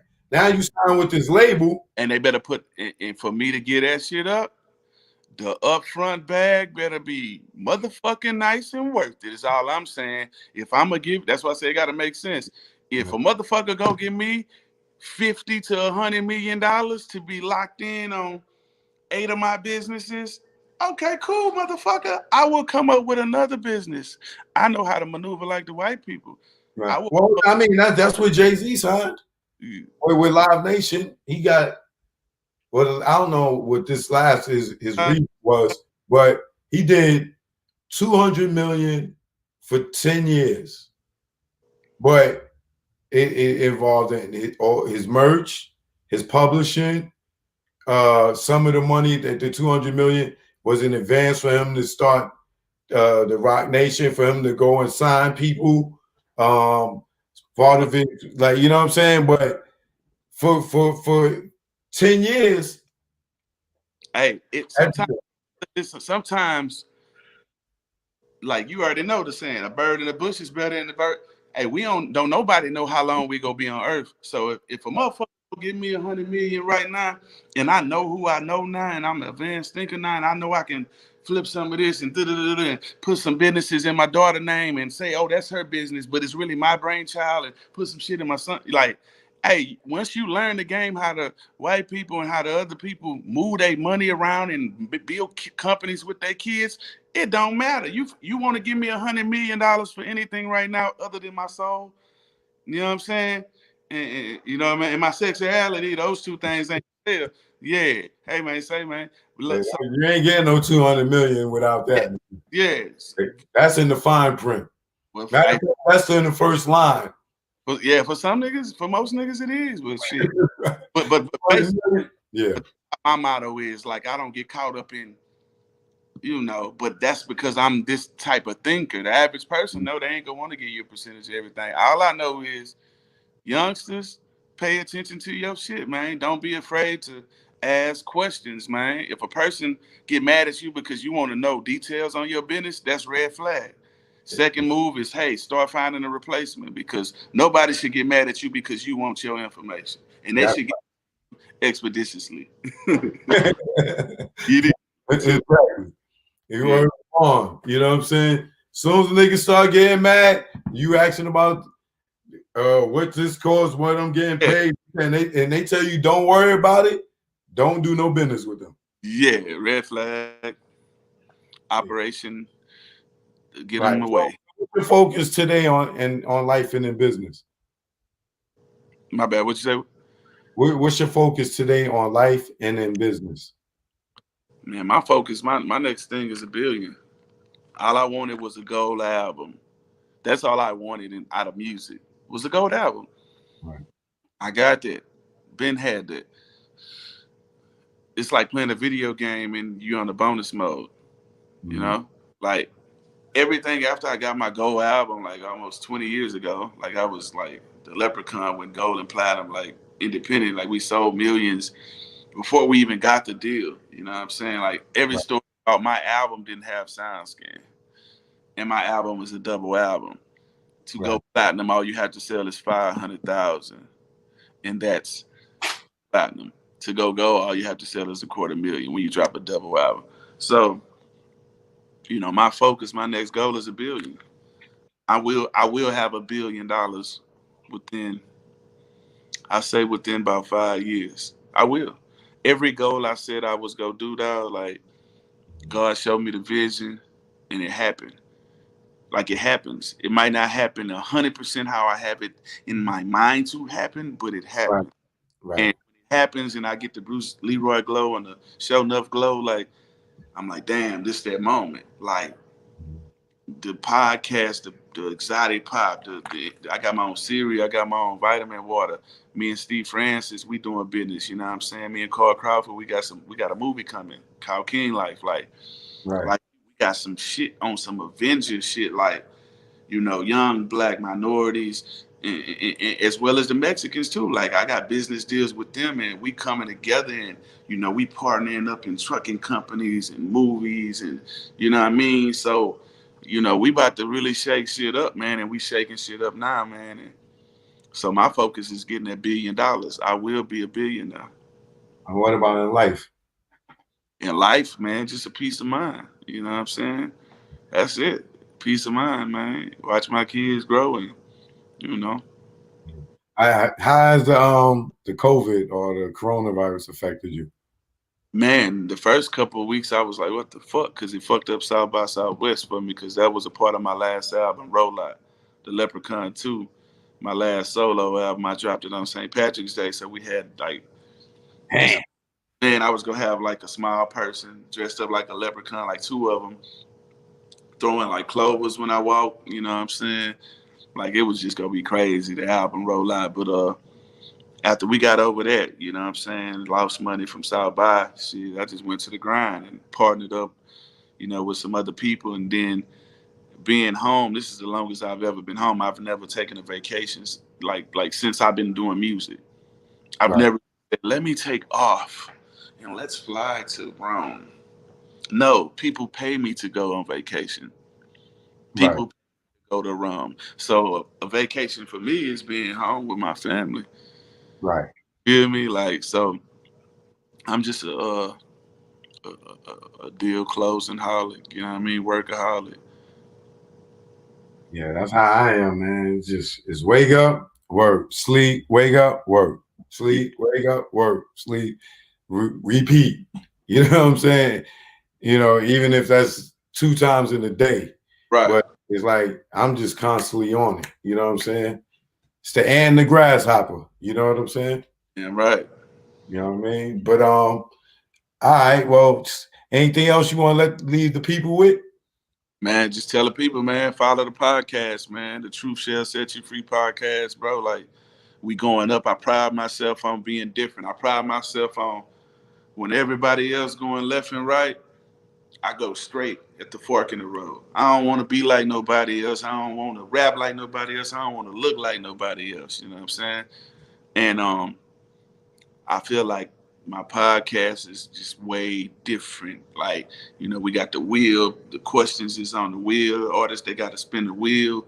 You know what I'm saying? We interview like all kind of people. It's fun. It's like, it don't feel like it's an interview, you know what I'm saying? And Right. having a great time with it, man. Me and DJ Hard Hitter, man. So just tell the people, man, support the albums that I put out. I'm on my movie shit. I'm on my podcast shit, man. The truth shall set you free, man. And shout out to my guy Nori and DJ FN, EFN.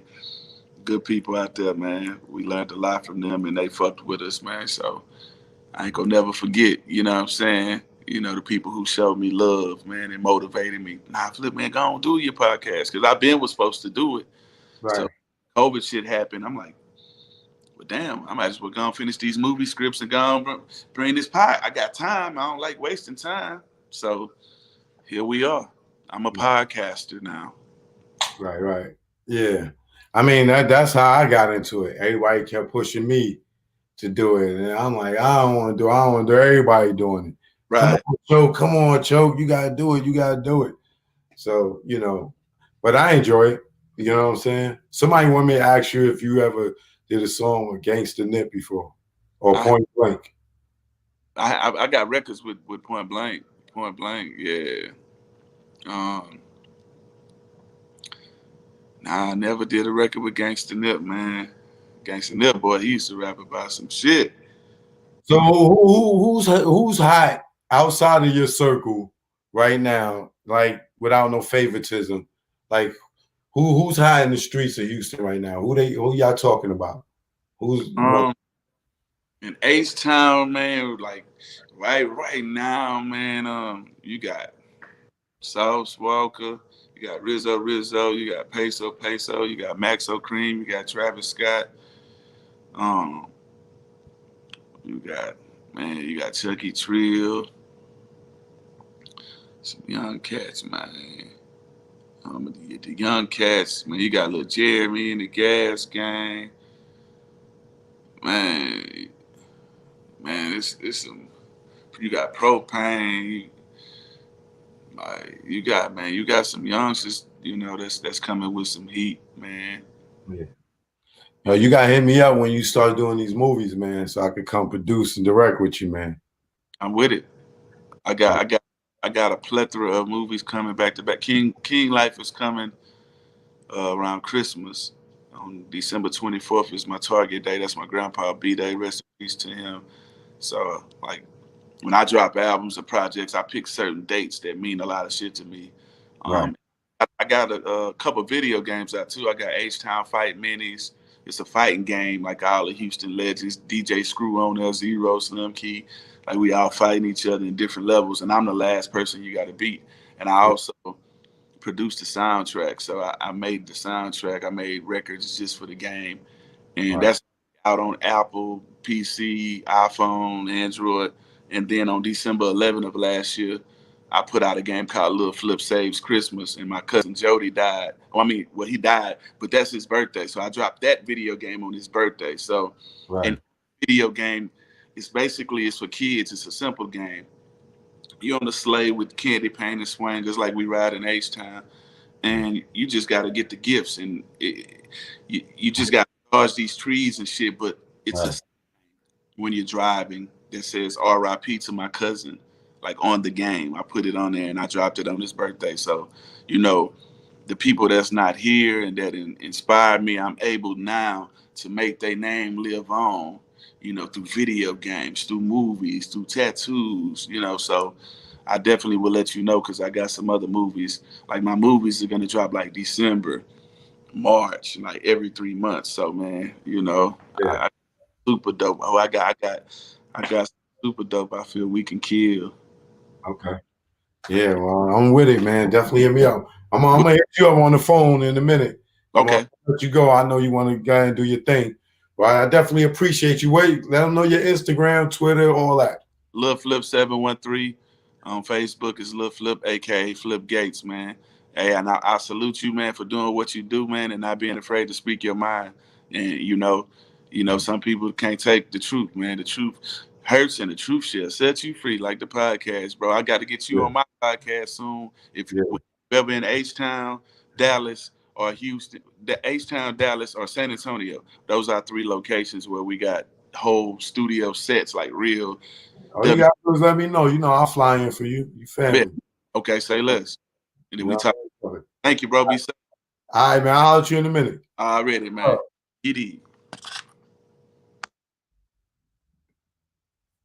Yeah. Choke, no joke. You already know.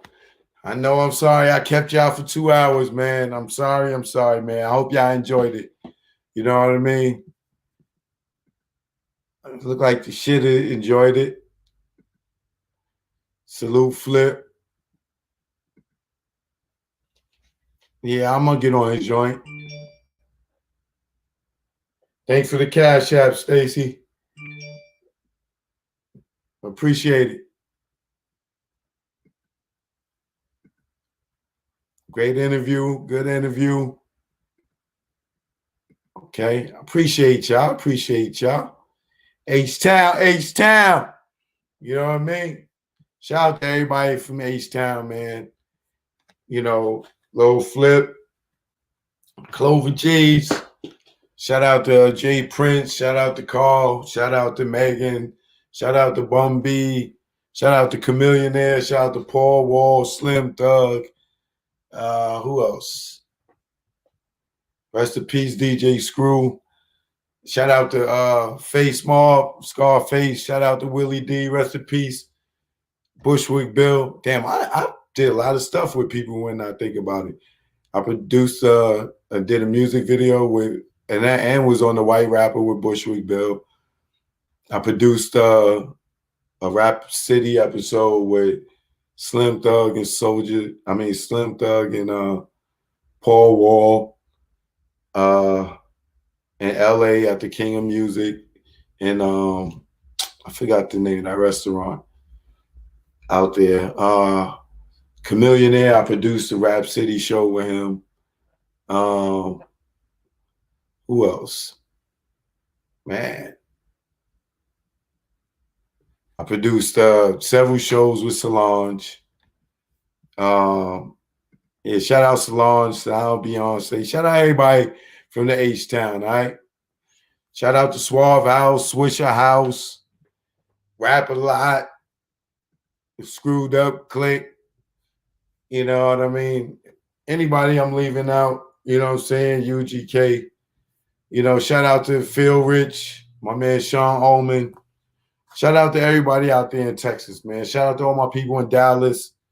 Shout out to my mans. Shout out to everybody, Dallas, Houston. Shout out to my man Doug. Who else, man? Oh, man. Zero. I think that's it, man. Big Mike. Oh, yeah. Shout out Big Mike, too. Yeah. And everybody, man. The whole H-Town. Y'all know what it is, man. Choke, no joke. Y'all know what it is. We here. It's truth be told all day, every day, even on your birthday. But tonight, it was my story from my mouth, live with my man. Flip. And this show is over. I'm going, y'all. I see y'all.